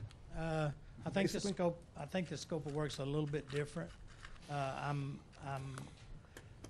As I understand it, Mr. Root's responsibilities are more global in nature. I'm happy to work with Mr. Root as a complementary service, but I think his scope of work includes a lot more than retail, and I'll defer to him. And from the comments earlier that Mrs. Rudiker made about us fighting, we're both too old. I am. I understand that. And I'll be happy to. All right. I think our roles are more complementary than they are antagonistic. Okay. My second question is, I have a problem is that as a councilman, how many councilors up here have you talked to about retail? Well, about all of them. I mean, I don't know if I've talked to you personally, but I've spoken to the rest of them at one time or another. So you've talked to everyone up here about retail? I may not have talked to Miss Langston personally, but it's because she hasn't called. But the other people that I've either ran into them at a meeting or Mr. Hall, who's not with us today, gets me on a regular basis. He's very interested in a steakhouse, and he voices that concern a great deal of the time. I'm available 24/7. See, my problem is, in our charter, city councilmen, we're not supposed to get involved in daily operations. But you have talked to the mayor more than you've talked to anybody. He calls me about 4 times a week. That's what I'm saying. Ask me what I'm doing. You have talked to the mayor about more than you have anybody. Or it's talking to me. I've never talked to you besides, heard your presentation in its executive sessions. Okay. But according to our charter, you're not supposed to talk to the mayor. You're supposed to talk to our city manager. The city manager is the one that runs the city. I totally understand that. You're not supposed to go to the mayor. The mayor kind of oversteps his bounds a lot of times. And I have a problem with that. And as far as me renewing your contract, I have a problem with that because of that. Because like I say, the mayor is no better than me. He's a councilman. The city manager is the one you should be going to when you have somebody's coming here and talking to him, not going to talking to the mayor. The mayor is just a councilman. I totally understand that. So I have a problem with that, sir. And Mr. Tucker, am I correct in the charter? Well, the charter provides that the council shall not, let me find it here. If I'm wrong, you correct me. Because like I say, I want some interaction too on this thing. All you have to do is call me. It's in the section relating to administration, interference with administration, and it relates to giving orders. There's really nothing that prohibits any council member from contacting any of our contractors. I mean, when you get into dealing with the day-to-day operations, sometimes it becomes a challenge, but that's a very fine line. But in general, Mr. Hayes should go to the city manager, correct? That's why we hired the city manager? In general, that's a correct Instead statement. of going to the mayor? Right, because the mayor has no power on his own to cause to happen any of the things that Mr. Hayes is doing. That is either a council decision or it's a management decision through the city manager. Does that clarify? Yeah, well, I got it. I'm just wondering, this council up here, do they have it? Not council, public committee up here. Monday night to be the council. But I'm just wondering, do all of us have it? Who's the rules of how this is supposed to be done? I'm happy to discuss any of our scope of work with any member of the council who wants to take the time to call. That's what I'm saying, Mr. Hayes. If I miss your call, I'll call you back. That's what I'm saying. It's supposed to go to the city manager, not us. I understand, but I'll be happy to. I'm happy to talk to Mr. Brown at any time. We should be going to Mr. Brown in the first place. That's what I'm saying. He's negotiating the contract. Okay. We have a motion and a second on the floor. Any further discussion at this time? Mr. Tucker, I think we need one point of clarity on some of the things that have been said. We're not talking about a violation in terms of question and answers. No. Which certainly we are within our right as individuals to query Mr. Hayes or any of the contractors who may be working in that regard in terms of simply clarifying a matter. Because the contract is with the city. That is correct. Right. So that does not require us to have to talk to Mr. Brown. Not if you have questions or require information. Okay. Clarify what you just said. I didn't hear. In other words, Mr. Hayes, for example, when we needed information about the sales tax revenue in Rogers County, I emailed Mr. Hayes, and I believe I copied the city manager to say, do you have any evidence to demonstrate X, Y, or Z as a result of that passing? Well, that did not require me to have to talk to Mr. Brown before I talked to Mr. Hayes. Correct? Correct. You're correct. And that's not a gray area. That's not a violation. That's just question and answer for information, which any of us as counselors can query, as long as we're not entering into direct contract negotiations with Mr. Hayes, as long as we're not saying, Directing his... that's right, we will pay this or pay that, as long as we're not any breach of the actual contract, we can ask questions. Certainly. Yes. And could I note, Commissioner Coleman, that I've responded in a timely manner to your request? You have. Thank you. I have one suggestion. I would like for Mr. Hayes to get Ivory's telephone number and call him about 2 o'clock in the morning and give him a full report. There you go. Just don't call us for the executive session when That's he does right. that. Yeah. Well, I don't mean, like I said, I'm not trying to be funny or whatever, but I just want clarity because, you hear a lot of talk, and when I hear a lot of talk, I want something to back it up. And I just want to know if you have a right to talk to us, about it.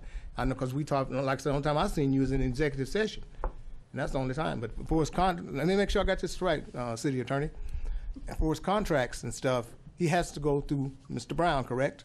No, it's not correct, or a designee. And as council, we can designate the mayor to be over this contract, the way I'm understanding this retail agreement. Yes. The council can Because it appoint that references- designee. Because it references that you'll work with the city, meaning the entity. Roy, let me make sure I understand, because I negotiated this contract. The designee that's contained in the contract is like a department director, a city staff member, not an elected official. The contract that was negotiated, city manager or designee is someone on city staff, not elected officials, what my intent was when I... That's not the way I read the contract. When designee is referenced in the charter, it generally does mean a subordinate of the city manager. But what I was saying is that if the council wants to direct a designee be created, they have the authority to do that. Okay. And that's in one of these other clauses over Yes. here.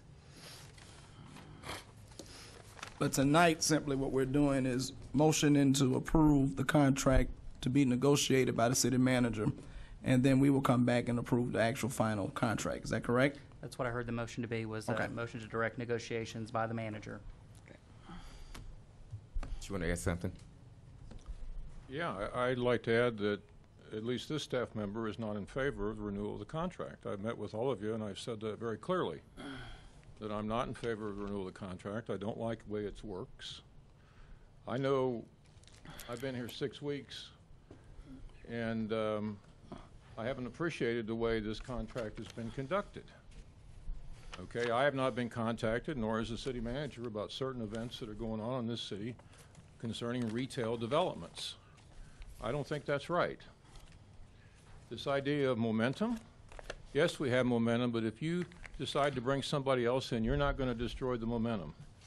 And I think we can do better than we're doing right now. That is my opinion.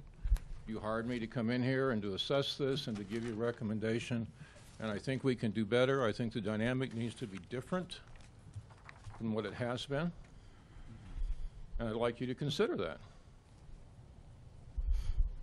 I mean, when I get a text from the mayor saying, do you have an hour, and then I find out it's about a developer out of Arlington, Texas that wants to do something in the URA, I don't think that's communicating. I don't think I'm being informed of what that's about. When I see a letter of intent that's handed to me by Roy, and I haven't seen it yet, and that's the first time I see it, I don't think that's appropriate. That's just me. I don't think that's right. Now, I've met with all of you. I've said what I had to say. I'll be happy to work with Mr. Hayes if that's what you want to do. But my recommendation is we move on and get somebody else. That's my recommendation. Mr. Brown, isn't it correct that if any of your staff have a concern, they can address that with you in your office? Well, that's always the case.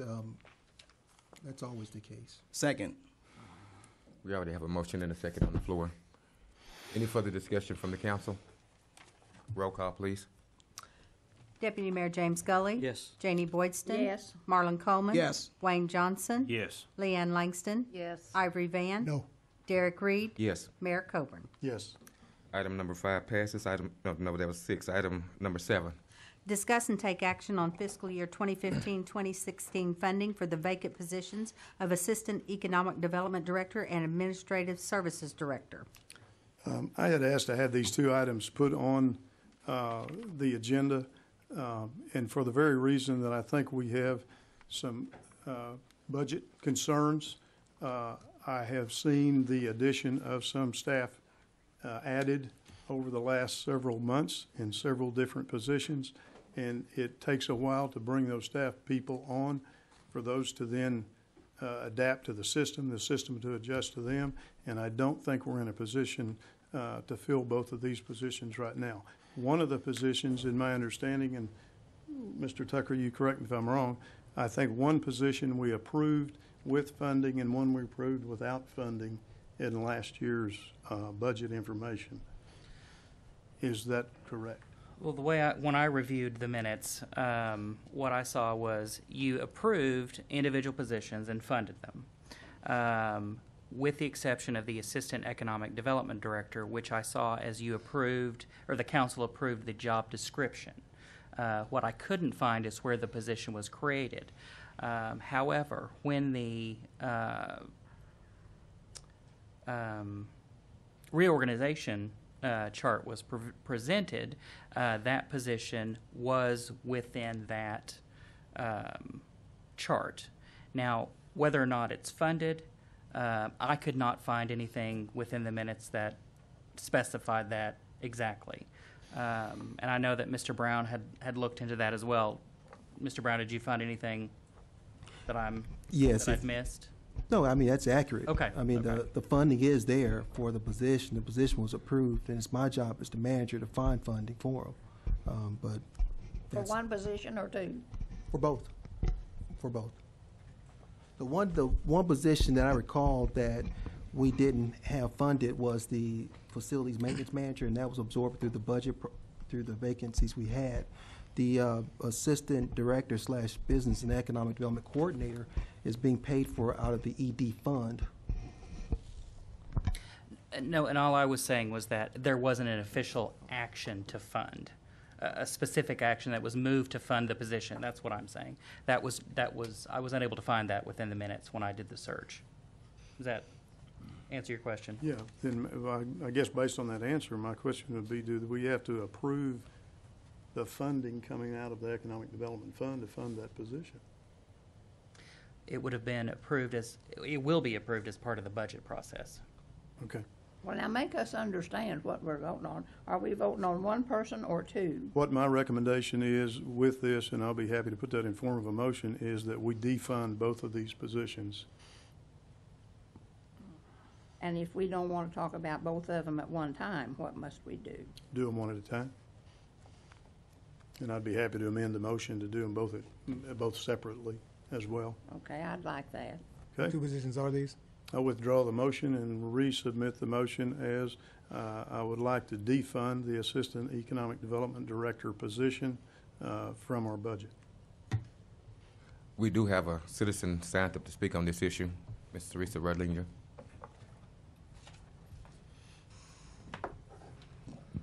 Teresa Rutlinger, 2500 Shelby Court. I had written down here that I was in favor of not funding either one of the vacant positions. I don't know if we're tying Mr. Root's hands if he doesn't have somebody to help him with his economic development. I was thinking maybe Mr. Hayes was going to you were going to postpone on that a little bit, and I was going to suggest that possibly some of the money that you were paying him every month could go towards him having an assistant. I don't know at this point in time how ramped up he is to where if he needs one. I was in there today, and I don't know, the hired temp seemed to be have her desk quite full of things. I'm sure he's hitting the ground running and making all kinds of contacts, and it's kind of hard to be making the contacts and also doing your secretarial work at the same time. So I might have changed my mind and said possibly for the economic development we might need something. Another thing to think of is right now we've got temps in both of these positions. I don't know if you're doing temps daily, if you're better off hiring them, a permanent person, or I don't know, like in hospitals on RNs or nurses and stuff like that, you have temps coming in, or they're always way more high, more expensive than just hired RNs. So I don't know how the real world in the city hall works, but I can just pull on that little bit of information. It might be something that you might consider. I know if you get somebody full-time, they also have the insurance and everything like that, benefits, it's going to be costly. So, but I would hate for us to have hired Mr. Root, expect him to do all this wonderful stuff for economic development, and then all of a sudden, he can't because he's sitting at the desk more than what he should be instead of going out and about making his contacts and what have you. Mr. Chair? Yes, sir. Yes, sir. I would like to just kind of talk about last year, back in January when I was hired as the manager. We met in March during our strategic planning workshop that was at Fairfield Inn, and we looked at 3 goals. One was to spur economic growth starting in downtown, enhance our quality of life with demolishing these buildings, and then thirdly was to improve city management and staff and those kinds of things, and service delivery to our residents. Well, these positions are part of a reorganizational plan that the City Council adopted back in August 11th, 2014. And that reorganization was comprehensive and it was detailed. We voted on several positions individually back then. And so if you defund these 2 positions, it pretty much kills the reorganizational plan that was adopted back in August, and it handcuffs our ability to do the work that needs to be done in economic development, as well as the Administrative Service Department, which, as you know, I am currently interviewing applicants as we speak. And back in August, I did mention that it would take me anywhere from 6 months to a year to fill those positions. We're making decisions right now, and I know that the ED fund, if we put the $300,000 additional in there, there's more than enough money to do that. So defunding it, your decision. I'm not recommending it, and I think it really usurps our long-range plan to provide those services. And so, whatever the council's pleasure is, I'll be duty-bound to follow it. I remember when we talked about doing this too. Sometimes we get amnesia up here. But I think Mr. Root needs some help. I think Mr. Brown needs some help. The funding's there. The money's there. Why come we won't do it?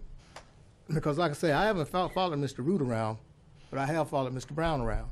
And he has a lot on his plate. And he does need, this position does require assistant city manager, right? Mayor Coburn? I beg your pardon? These 2 positions, what are they? They are the Assistant Economic Development Director and the Administrative Services Director. So the Administrative Services Director is like Assistant City Manager? You can like say the that. man we met with just yesterday at Charlie's Chicken. Is that correct? You could say that. Okay. So if we don't do it now, we wasted the time on that meeting. I'm just saying, I think these 2 positions need to be filled. Because like I say, I followed Mr. Brown around for 10 hours one day. I haven't followed Mr. Root on his job, but I will. I can. Like I say, the money is there. If the money wasn't there, I can understand not hiring put these people in the position, but the money is there. I don't know how we can say the money's there when we're talking about going into fixed reserves. And when we talked as a council about what was our number 1 thing this year, we talked about employees. And we are looking at doing some things this year that we did not want to do. We're going into fixed fund balance. It's not amnesia. For me, it's an awakening when we're looking at going into fixed fund balance and we're going to spend more than we're bringing in. Yeah, that's a reality check for me. When we're looking at, we're going to go into employee health insurance and not fully fund it. Yeah, that's an eye awakening. We cannot afford more administration at this time. Well, Mr. Yes, Johnson. it was a different world at that time when we were looking visionary, but our budget is not giving a visionary proposal to us right now. Well, why were we at that meeting yesterday? Were we just wasting our time? Because you was there with us. You and Mayor Coburn, we all 3 was there. Why don't we just say We were then we invited wasting there. our time? Yeah, we were invited there. We didn't have to go. We're just wasting our time. Mr. Brown, Didn't you just say the funds were there? Yes. I know, I think I can hear. We put Pretty this in the well. budget last year. We approved these. I see absolutely no reason to now take them off the plate. Plans have been made. We agreed. I don't think we need to go back on either of those. Mr. Tucker, for me, can you clarify our yeses and our nos on the motion that's on the floor so that everyone can be clear? We still have the subject, are we gonna separate the two positions? That was the motion. There's a motion, but it hasn't been seconded. But even prior to the second, I'd like to know what our yeses and nos are going to be. So are we saying Yes, would be to defund. Yes is to defund. This Assistant Economic Development Director. Okay. I second. Motion and a second, any further discussion? Once again, this is for the Assistant Economic Director. Roll call, please. Deputy Mayor James Gully, Yes. Janie Boydston, Yes. Marlon Coleman, Yes. Wayne Johnson, Yes. Leanne Langston, No. Ivory Van, No. Derek Reed, No. Mayor Coburn. Yes. Okay, the next item, we're up for a motion for the Administrative Service Director. Do we have a motion? And I move accordingly, the same way that we defund that position as well. Second. Motion and a second. Roll call. Deputy Mayor James Gully, No. Janie Boydston, No. Marlon Coleman, No. Wayne Johnson, Yes. Leanne Langston, No. Ivory Van, No. Derek Reed, No. Mayor Coburn. Yes. All right, so that item did pass, so we're not defunding. the Motion failed. It failed, so that position, just for clarification, That position will have funding. we'll have funding. Based on city council, right? Yes. Right, because it goes to it doesn't appear on the consent agenda, it just goes to council. Okay.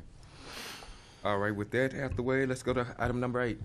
Consider approval of a resolution declaring the parcel of property located at 700 North 26th Street as surplus property and authorize the sale of the property to Anita Paxton in the amount of $363 or take other necessary action. Mr. Tucker? Mr. Chairman, members of the committee, this is pursuant to our surplus property program. We received an application from Anita Paxton, who is an adjoining lot owner to a parcel that is located on the corner of North 26th and Topeka, which is on the northwest corridor of town. This lot is 6,500 square feet, which means it is non-buildable. The zoning classification is R1, single-family residential. Since Ms. Paxton is an adjoining property owner and since the property is not of buildable size, we're recommending a direct sale to Ms. Paxton. She has deposited the minimum fee of $363. I recommend approval, and I'm happy to answer any questions. Move for approval. Second. Motion and a second. Any discussion? Roll call, please. Deputy Mayor James Gully. Yes. Janie Boydston. Yes. Marlon Coleman. Yes. Wayne Johnson. Yes. Leanne Langston. Yes. Ivory Van. Yes. Derek Reed. Yes. Mayor Coburn. Yes. Item 8 passes. Item number 9, please. Consider approval of low bid from Simpson Carpentry in the amount of $10,975 to prepare one structure through the City of Muskogee Rehabilitation and Revitalization Program or take other necessary action. Mr. Garvin?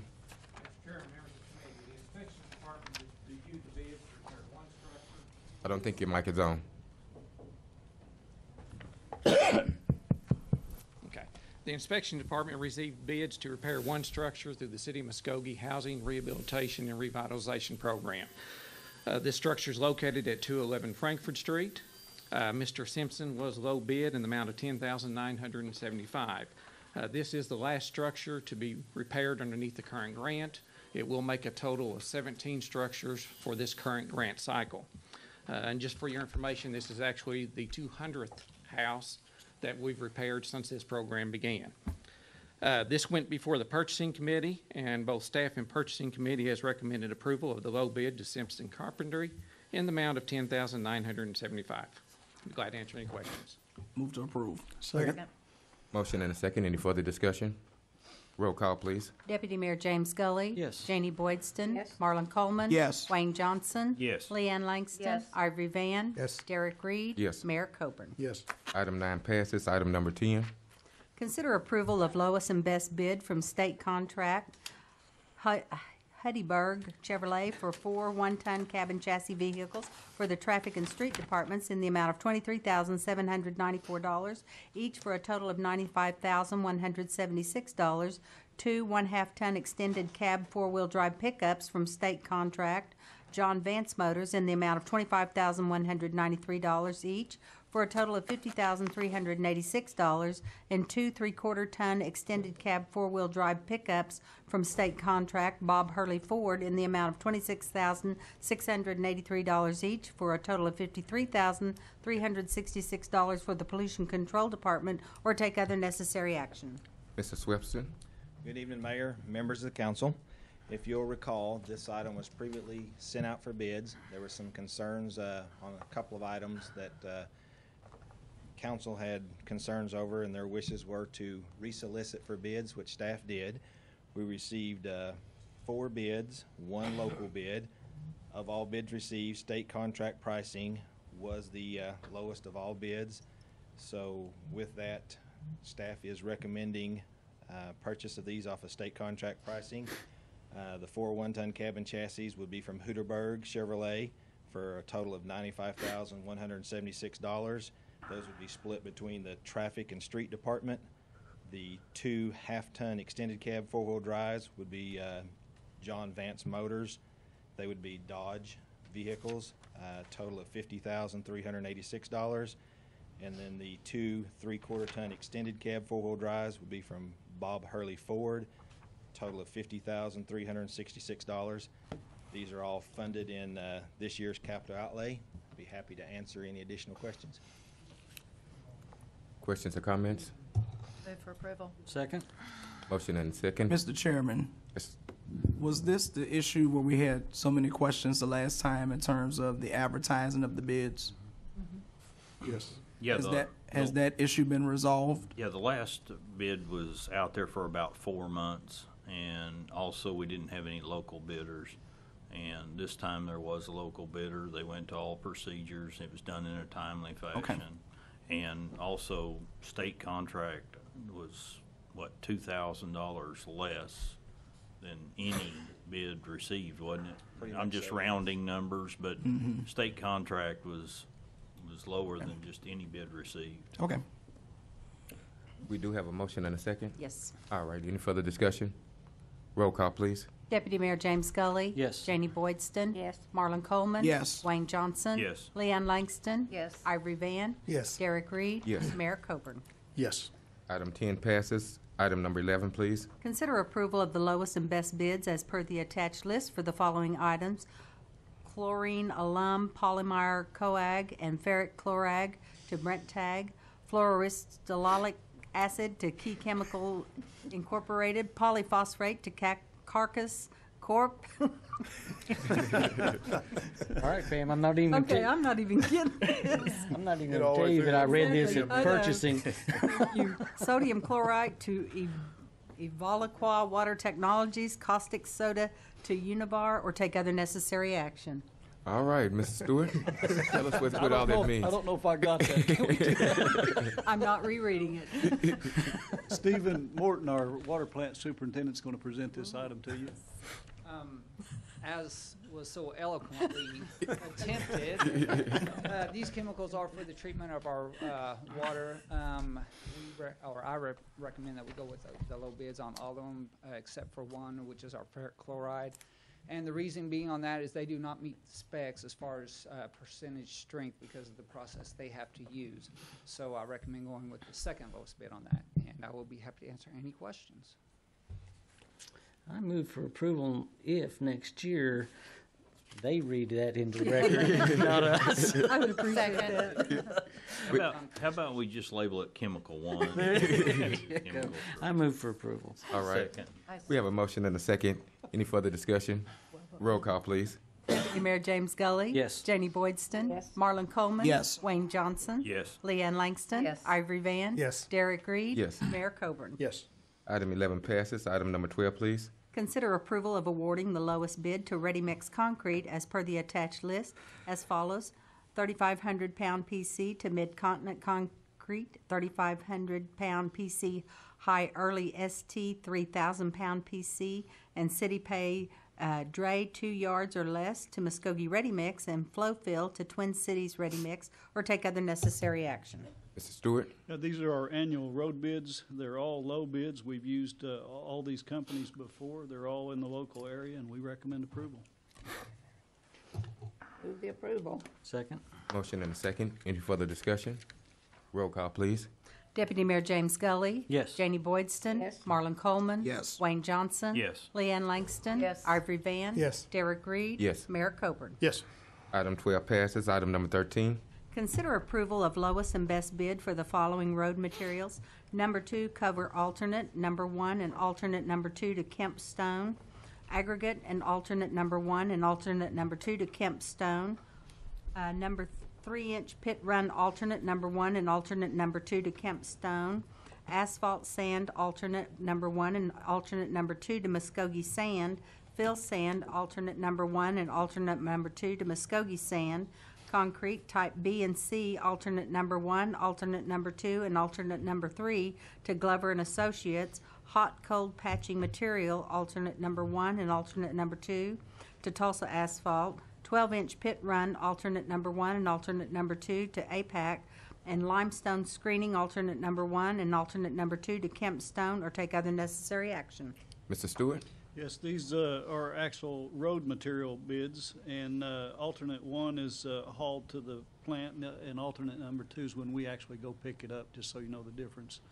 And then on 1, alternate number 3 is for the asphaltic concrete, and that's where they actually dump it into the laydown machine. That's the difference in the alternates.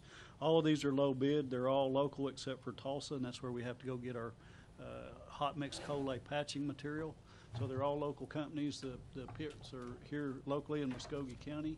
They're all low bids, and we've used them all before, so we recommend approval. Move for approval. Second. Motion and a second. Further discussion? Roll call, please. Deputy Mayor James Scully. Yes. Janie Boydston. Yes. Marlon Coleman. Yes. Wayne Johnson. Yes. Leanne Langston. Yes. Ivory Van. Yes. Derek Reed. Yes. Mayor Coburn. Yes. Item 13 passes. Item 14, please. Consider approval of awarding the lowest and best bids to Precision Delta Corporation and GT Distributors as per the attached list for a combined price of $39,567 for the purchase of police department training, duty, and specialty ammunition. Excuse me, Mr. Chief Chairman. Estrick. I'm sorry. Mr. Chairman, this is our both duty ammunition and practice ammunition, and these are the lowest bids in each category, so we're actually taking ammunition from both bidders, but the aggregate total is $39,567, and again, that's the lowest bid for each category that we're taking, so, and we have this money in our budget approved. Move for approval. Second. Motion and a second. Any further discussion? Roll call, please. Deputy Mayor James Scully. Yes. Janie Boydston. Yes. Marlon Coleman. Yes. Wayne Johnson. Leanne Langston. Yes. Ivory Van. Yes. Derek Reed. Yes. Mayor Coburn. Yes. Okay, item 14 passes. Item number 15. Consider approval of receiving donated funds for the month of May 2015 in the amount of $140 for the city's animal shelter sponsorship program as per the attached list, or take other necessary action. Chief Estricks. Mr. Chairman, these are the donations that we received for our animal shelter animals, and for the month of May, we received $140, and I would recommend that we accept these monies. Move for approval. Second. Motion and second. Further discussion? Questions? Roll call, please. Deputy Mayor James Scully. Yes. Janie Boydston. Yes. Marlon Coleman. Yes. Wayne Johnson. Leanne Langston. Yes. Ivory Van. Yes. Derek Reed. Yes. Mayor Coburn. Yes. Item 15 passes. Item number 16. Discuss and take any necessary action on the city hosting the Mayor's State of the City address. Councilman Van. Thank you, Councilman Reed. This item came up last year on the agenda of Public Works, and we discussed it, and my colleague, Reverend Coleman here, I think he made a motion to look into it, and it was seconded. And the reason I think the state of the city needs to be, the city needs to do the state of the city. The chamber's doing it right now, and I don't feel it's right. It's not fair, because like I say, as a councilman up here, we do this job free of charge. We don't get any kind of pay for this. The state of the city is We have citizens here in Muskogee that pays taxes. We have businesses here that pays taxes. And when you go to the state of the city with the chamber, you have to be in the chamber, be a member, or you got to be in Rotary, you got to be, or a business, anything like that. Regular citizens don't get to go to the state of the city, and that's not right. And our mayor puts on the state of the city. And the state of the city consists of things that the councilman and the mayor, city manager, city attorney, the things that we do right here for the city. We have to pay $1,020 to attend this state of the city with the chamber. That's wrong. What I would like to see is the state of the city to be involved with every citizen here in the city of Muskogee. And it should be done at 6:30 in the evening or 6 o'clock, somewhere in there, not at 11 o'clock in the day where everybody's at work. So that's my thoughts on this, and I hope y'all approve us trying to do the state of the city, because every citizen, like I say, needs to be involved. It's just not the, like I say, it's not the this is not the chamber's state of the city. It's our state of the city. It's our citizens. That's who put us in these seats.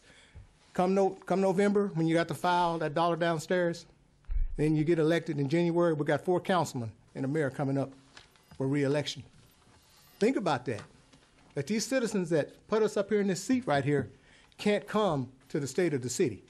And the reason I was told they couldn't come to the Civic Center was because they might be stealing the food. That's something. And that's the truth, Ms. Boyston. No, sir. That's exactly what I was told. I had a meeting with the chamber, and Treasurer's here. That's what she told me, that the citizens had been stealing the food. Now, I'll tell you what would be really nice is to have a Muskogee High School band, have all the citizens, like downtown. You know, we're having these music festivals. I think that would be lovely to have something like that for the state of the city. See, what he did us last year, when the mayor done the state of the city, he went to our wards. He wanted to meet with the ward people, and I think Ward 3 and Ward 1's the only one that participated, and I think Ward 3 had more people show up to this. But just don't give the people that vote for us the crumbs. Let them come eat the steak. You know? Because, like I say, at the Civic Center, you have the atmosphere where you're sitting down on the floor and you're getting served, and you're paying for the food. And then, to me, you're paying for the food, sitting down on the floor, and you got all these seats up above around empty. That should be full of citizens and children learning something about our government. Let's teach them something about our government. Let's get everybody involved. Black, white, red, Indian, children, everybody involved in this state of the city. Not just a certain clique of people. All right, Mayor or Manager, would you like to comment or? Mr. Reed, I'm going to support what I believe will be Mr. Van's motion that we use the allocated funding that has been set aside, I believe, in the fiscal year 2016 budget to plan a public state of the city address commensurate with the time frame scheduled by the existing event, which is sponsored by the Chamber of Commerce. I'll support his motion. All right. We do have citizens that have signed up to speak. Dean Swan at this time.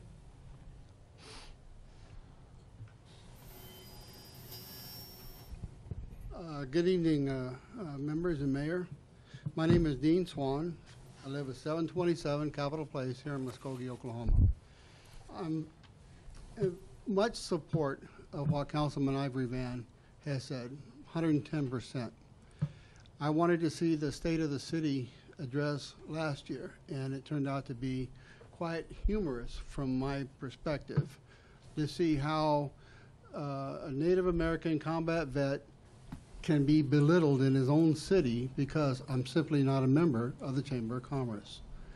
I do know that the city of Muskogee gives allocated funds of biggest part of $1 million to a few select members who run the Chamber of Commerce to oversee their tourism bureau. And I do know that we have a tax that they are to oversee, and this tax amount is projected to be $920,000.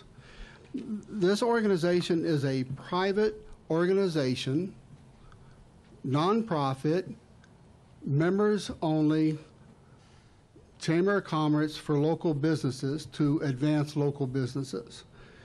The mayor's State of the City address is for all citizens of Muskogee to find out why they live here, why they want to talk their kids into staying here, what kind of future investment there is for themselves, whether it being buying the lot next door or buying a business downtown finally. They want to find these things out, but to just be snubbed at one of the most important events in the city's agenda is sort of like being snubbed from the State of the Union address by the president or the State of the Oklahoma address by the governor, where none of the citizens can go. Only upper class, well-connected business people are allowed to see it or hear it.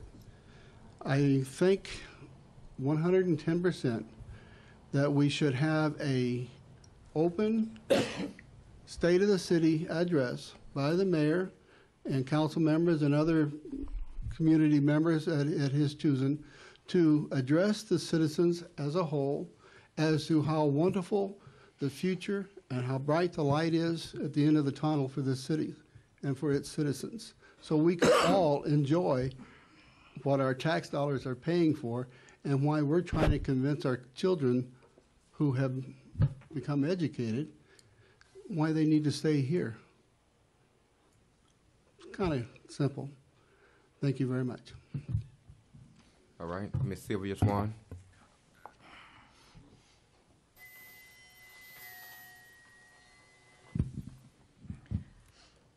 Honorable Consul, Mayor, one of the things I'd like to say, which in the past, if I've ever been disrespectful to any of the members of the council while sitting in the audience, I would like to apologize. I look to the council to have that type of decorum amongst each other. I'm very disappointed when I see that that is not respected. I just wanted to apologize in the event that my behavior might have been disrespectful in the past, and I'll go to every effort to correct that. The issue at hand, like the President's address to the nation, is a critically important opportunity for the public to understand what is going on. Not everybody has cable. Not everybody is able to see what happens. Not everything that happens at the council is recorded and provided at locations, the library, for instance, where people can access that information. At the request of many of the people that I talk to around the city, and I'm sure that you all know that I get around a lot, Ms. Boydston may not recognize that, but it is true. I'm quite well known in the city because I'm willing to talk to anybody on any subject matter and try and help them to get the information that they're interested in obtaining. I feel that your positions are critically important to the success of the city. I feel that there's a lot of information that we'd like to share with the members of the council that we're not able to provide to you. I believe that one of the issues that came up earlier today is that an email should be made public when the council members are addressing any of the contractors or situations that might be going on in the city, and that more public awareness should be provided to the people that are your constituents that voted and put you in office. Those of you that are hired to the positions that you have, my experience with you so far has been that you have been diligent, as Ms. Pam Bates has been, has had exemplary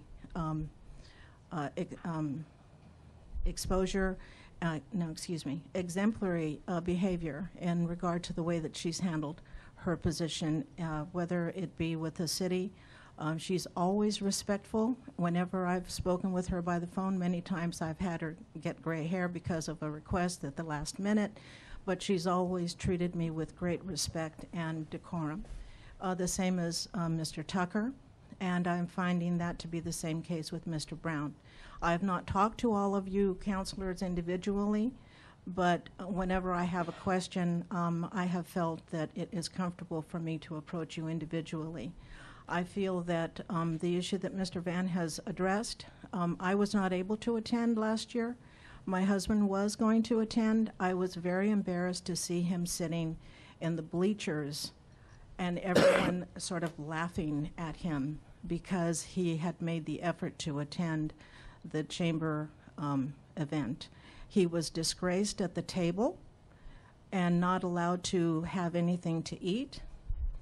I don't know how many hours the city recognizes that my husband and I have volunteered at no request for any kind of gratification or compliments or letters of support that we have volunteered over the years since we've been here, since 2005, into the city's improvement.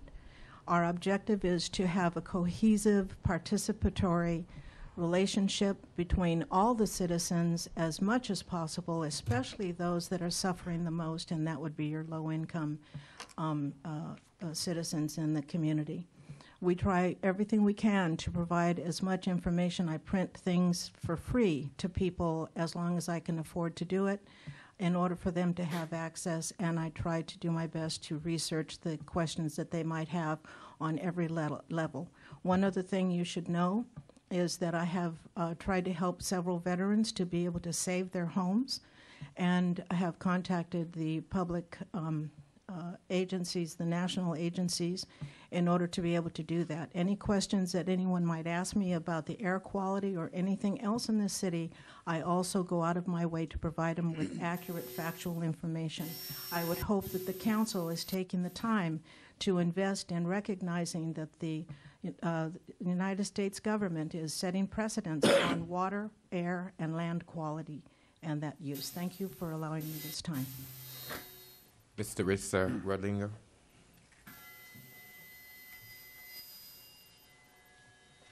Last time. Excuse me just a second. Bruce, are you hearing that feedback? Okay, all right, thank you. Last time this evening. Teresa Rutlinger, 2500 Shelby Court. I believe that all the citizens should be able to hear the mayor's State of the City address. I am one of these people that doesn't have satellite or cable. I have whatever my antenna picks up in the attic, so I am not able to get channel 15 or 14 or whatever it is. I don't know if we can put the burden on the mayor. I know there's kind of a happy, if the two entities can work together, I know it's a fundraiser for the chamber. I don't know if you slant your State of the City address more on the business aspect when you talk to them, possibly if you were willing to do it twice and maybe in the evening so people could bring their children as a, you know, this is how our government works, this is what's happening in your city type thing. I know it would make a burden for you, but it might get more people out. 11 o'clock or 12 o'clock is kind of hard for some people. Even the VA people can't really sneak out too much with half an hour lunch. So I would like to just see that the two entities could work together somehow and maybe make it, it might take a while for it to catch on a little bit. We might have to publicize it a little bit more than what we do, because a lot of people know that it's, you know, like you said, pretty much closed thing. Although I thought I went to one time where you did have to pay, but I wasn't a member of the chamber, so I don't know if that's, you have to be a member of the chamber on that, or if you just have to buy some lunch or what have you. But I think it might be a good idea if we could have it in the evening. Yet the chamber could still go ahead, and I'm sure there's a group that they attract that probably would not come in the evening or would be less likely to come in the evening. And that way you maybe have the best of both worlds, other than the fact that our mayor would have to say the same thing twice. Thank you. Okay, at this point, we got two separate items that I'm seeing. I'm seeing that the agenda item is saying that the city is to host the State of the City. And I think I heard Councilman Coleman, I think you're saying an event that might mirror. Here's what I'd like to see us consider, because Mr. Brown, isn't there money in the FY16 budget for us to do something? We do have funding. Yeah, I just really need to know a dollar amount. We did look at how much we thought something like this would cost when we did our individual meetings with you. let me work up some options. I'd like to be given an opportunity to really look at this thing and then bring back a proposal, maybe, instead of just saying a number and then it's not right. Mr. Chairman, what I'm suggesting, along the lines of what I think, and Councilor Van, you can correct me, along the lines of what I think Councilor Van's ultimate goal is that something be done so that the residents can hear the presentation that the mayor makes in a separate venue other than that is done by the Chamber of Commerce. And so what I would hope that we would be able to do is look at a date that's not far from when the Chamber makes theirs and try to have a committee set up to try and plan an evening function at some place like the Roxy where we can invite the public to be able to participate and listen in. And I think that wouldn't only appeal to just those people that are non-chamber members, but it would also appeal to those members who are working and not able to attend a daytime function. And that way that would give them some flexibility as well to be able to attend. Let me say this, Reverend Coleman. No, that ain't what I mean. Okay. What I mean is like Ms. Ruckliner said, having two that don't make sense. You're still dividing. You're dividing the people. You're dividing the city. Mayor, you can't see it. You're dividing the city. We have citizens. We have the chamber. I have nothing against the chamber. I think Treasurer and them do a great job over there. But still. It's sure not coming across that way in your comments. Well, sir, I tell you, it's like this, Mayor Coleman. When you see people that have means and people that don't have means, and you have citizens here that don't have cable TV or can't afford the internet, and they don't get to hear your pretty voice do the state of the city, I have a problem with that, sir. Well, I have a problem with you being disrespectful to me as well. So if you want to address me just like I'll address you, that's fine. But let's don't be disrespectful to each other. I'm not trying to be disrespectful, Yeah, Mayor you were Coleman. trying to be disrespectful, No, I'm not. sir. The only thing I'm saying is get all the people together to listen to your state of the city. That's what they call it, the state of the city. Not the state of the chamber, not the state of Mayor Bob Coburn, but the state of the city, which means all of us coming together. Our total entire city. When we put this 24% on these people's water bills and stuff, that's going to be the city. You didn't say, well, we just going to put it on the chamber and let them pay the high dollar water bill. No, you included everybody. So let's include everybody for this. Mr. Tucker, is there a way we can try to... Disrespecting you. You can, disrespecting the citizens. somebody can make a motion. There can be a motion to limit Mr. Van, debate. There let can me be make a comment, and then we can do it from that. The disrespect that's paid to the chamber for what they have tried to do, and the chambers all across the United States have done, I think is somewhat disrespectful. If we want to have an address to the citizens of Muskogee about the state of the city, I'm fine with speaking at both of them. But to lambaste the Chamber of Commerce for what they successfully have done for a number of years and offered a rate for the members and a rate for non-members, it's open. If you want to come, it's on Channel 14, blah, blah, blah, and all the things that they have done. It's done in chambers all over the country, on cities all over the country, not just the state of Oklahoma. I'll be happy to do a second address, and we can name it something different. But I think for us to be attacking the Chamber of Commerce for what is a successful event is a little bit disrespectful of them. Nobody had a problem with the Lions Club meeting that I spoke at this morning, and I did it graciously without pay, and nobody had a fuss about not coming there. So I guess I'm having a little trouble drawing the correlation. I'll be happy to do those ward events or another event to update the citizens of Muskogee, but let's not take away from what the chamber's done and chambers all over this country do. You're right. I said, the chamber does a great job. We give them $690 a year, if that's what's on the budget, I believe. We give them money to do what they do, tourism, correct? Mm-hmm. Like I said, Mayor, I don't have any problem with the chamber. What I have the problem with is that the chamber will not allow regular citizens to come to the meeting, and it shouldn't be that way. I don't care if you still did it with the chamber, but allow everybody, every citizen to come.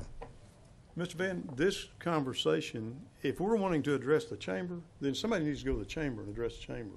This is not the place to talk about the chamber, because we don't have the decision to make over the chamber. Let's let somebody go address the chamber. So at this We want to point, make a recommendation here, that's fine. okay. So at this point, in order to move this forward, we need a motion and To close debate. to close debate on it. And that would be the agenda item, the city hosting the state of the city. Clarify that again. Motion to close debate means there could be no more discussion on the item, and then a motion should be made for some action. Motion to I'll close. make that motion. Second. Close debate. That's right. Okay. Any further discussion? Roll call. Deputy Mayor James Scully. Yes. Janie Boydston. Yes. Marlon Coleman. Yes. Leanne Langston. Yes. Ivory Van. No. Derek Reed. Yes. Mayor Coburn. Yes. All right, so are we through? You're through now. This brings a close to the Finance Committee meeting. What other agendas do we have? Public Works. Public Works, Public okay. Works. Are My we ready goodness. for Public Works? We will now call to order the Public Works Committee meeting of June 16th. Item number 1, Pam. Consider approval of the Public Works Committee minutes of June 2nd, 2015. Any additions or corrections? Move for approval. Second. Have a motion and a second. Any discussion? Roll call. Deputy Mayor James Scully. Yes. Janie Boydston. Yes. Marlon Coleman. Yes. Leanne Langston. Ivory Van. Yes. Derek Reed. Yes. Mayor Coburn. Yes. And the motion carries. Item number 2, Pam. Consider approval of an amendment to an agreement between the City of Muskogee and the Tri-State Engineering, adding additional services for an archaeological survey to the scope of work for the Muskogee Industrial Area Infrastructure Improvements, South 45th Street East and South 43rd Street East between Chandler and Hancock, or take other necessary action. Mr. Stewart. Yes, as you're well aware, this is being funded by an EDA grant. And according to the documents that we had to submit to get that grant, we had to send letters to a lot of state agencies to review the grant. One of them was the Oklahoma Archaeological Society. When they reviewed the scope of the project and the area, they did discover that there was one homestead out there that required this survey to be put into action. When we went back to TSC, that is really outside their expertise, and they discussed with us that we should go out and hire an outside entity. They went and actually submitted bids and got 4 bids, as you can see in your packet. And they're recommending that we use the lowest one, and that is to Effendris, and I hope I'm saying that right, Archaeology, to do this survey. When we decided to do it through TSC, we also discovered that that wasn't actually part of their contract, so that's why we needed this amendment. This is a pass-through survey, that outside entity to do that survey. There is a $1,950 price that goes with the survey. There is a not-to-exceed cost of $1,000 for the oversight by TSC, and that's because we don't know what we're going to get when they do that survey. There may be more work that's entailed. So this is a not-to-exceed amount of $2,950 for a pass-through agreement with Tri-State Engineering to do this archaeological survey. We did discuss this with Tri-State and with the EODD, who's administering our grant. We all agree this is the proper way to go, and we recommend approval. Thank you, Mike. Move for approval. Second. Have a motion and a second. Any other discussion, questions? Roll call. Deputy Mayor James Scully. Yes. Janie Boydston. Yes. Marlon Coleman. Yes. Leanne Langston. Yes. Ivory Van. Yes. Derek Reed. Yes. Mayor Coburn. Yes. Motion carries. Item number 3. Consider approval to accept a utility easement located in a 12-foot wide strip of land in Block 248 of Martin Luther King Center, as more particularly described in the easement, or take other necessary action. Mr. Travell. Good evening, Council, and Mr. Mayor, Mr. City Manager. Is that microphone still off? Is it off? It's on. It's just down low. Turn it up or something. Well, we're not going to try that. You just got to get a little closer to you. I'll get a little closer.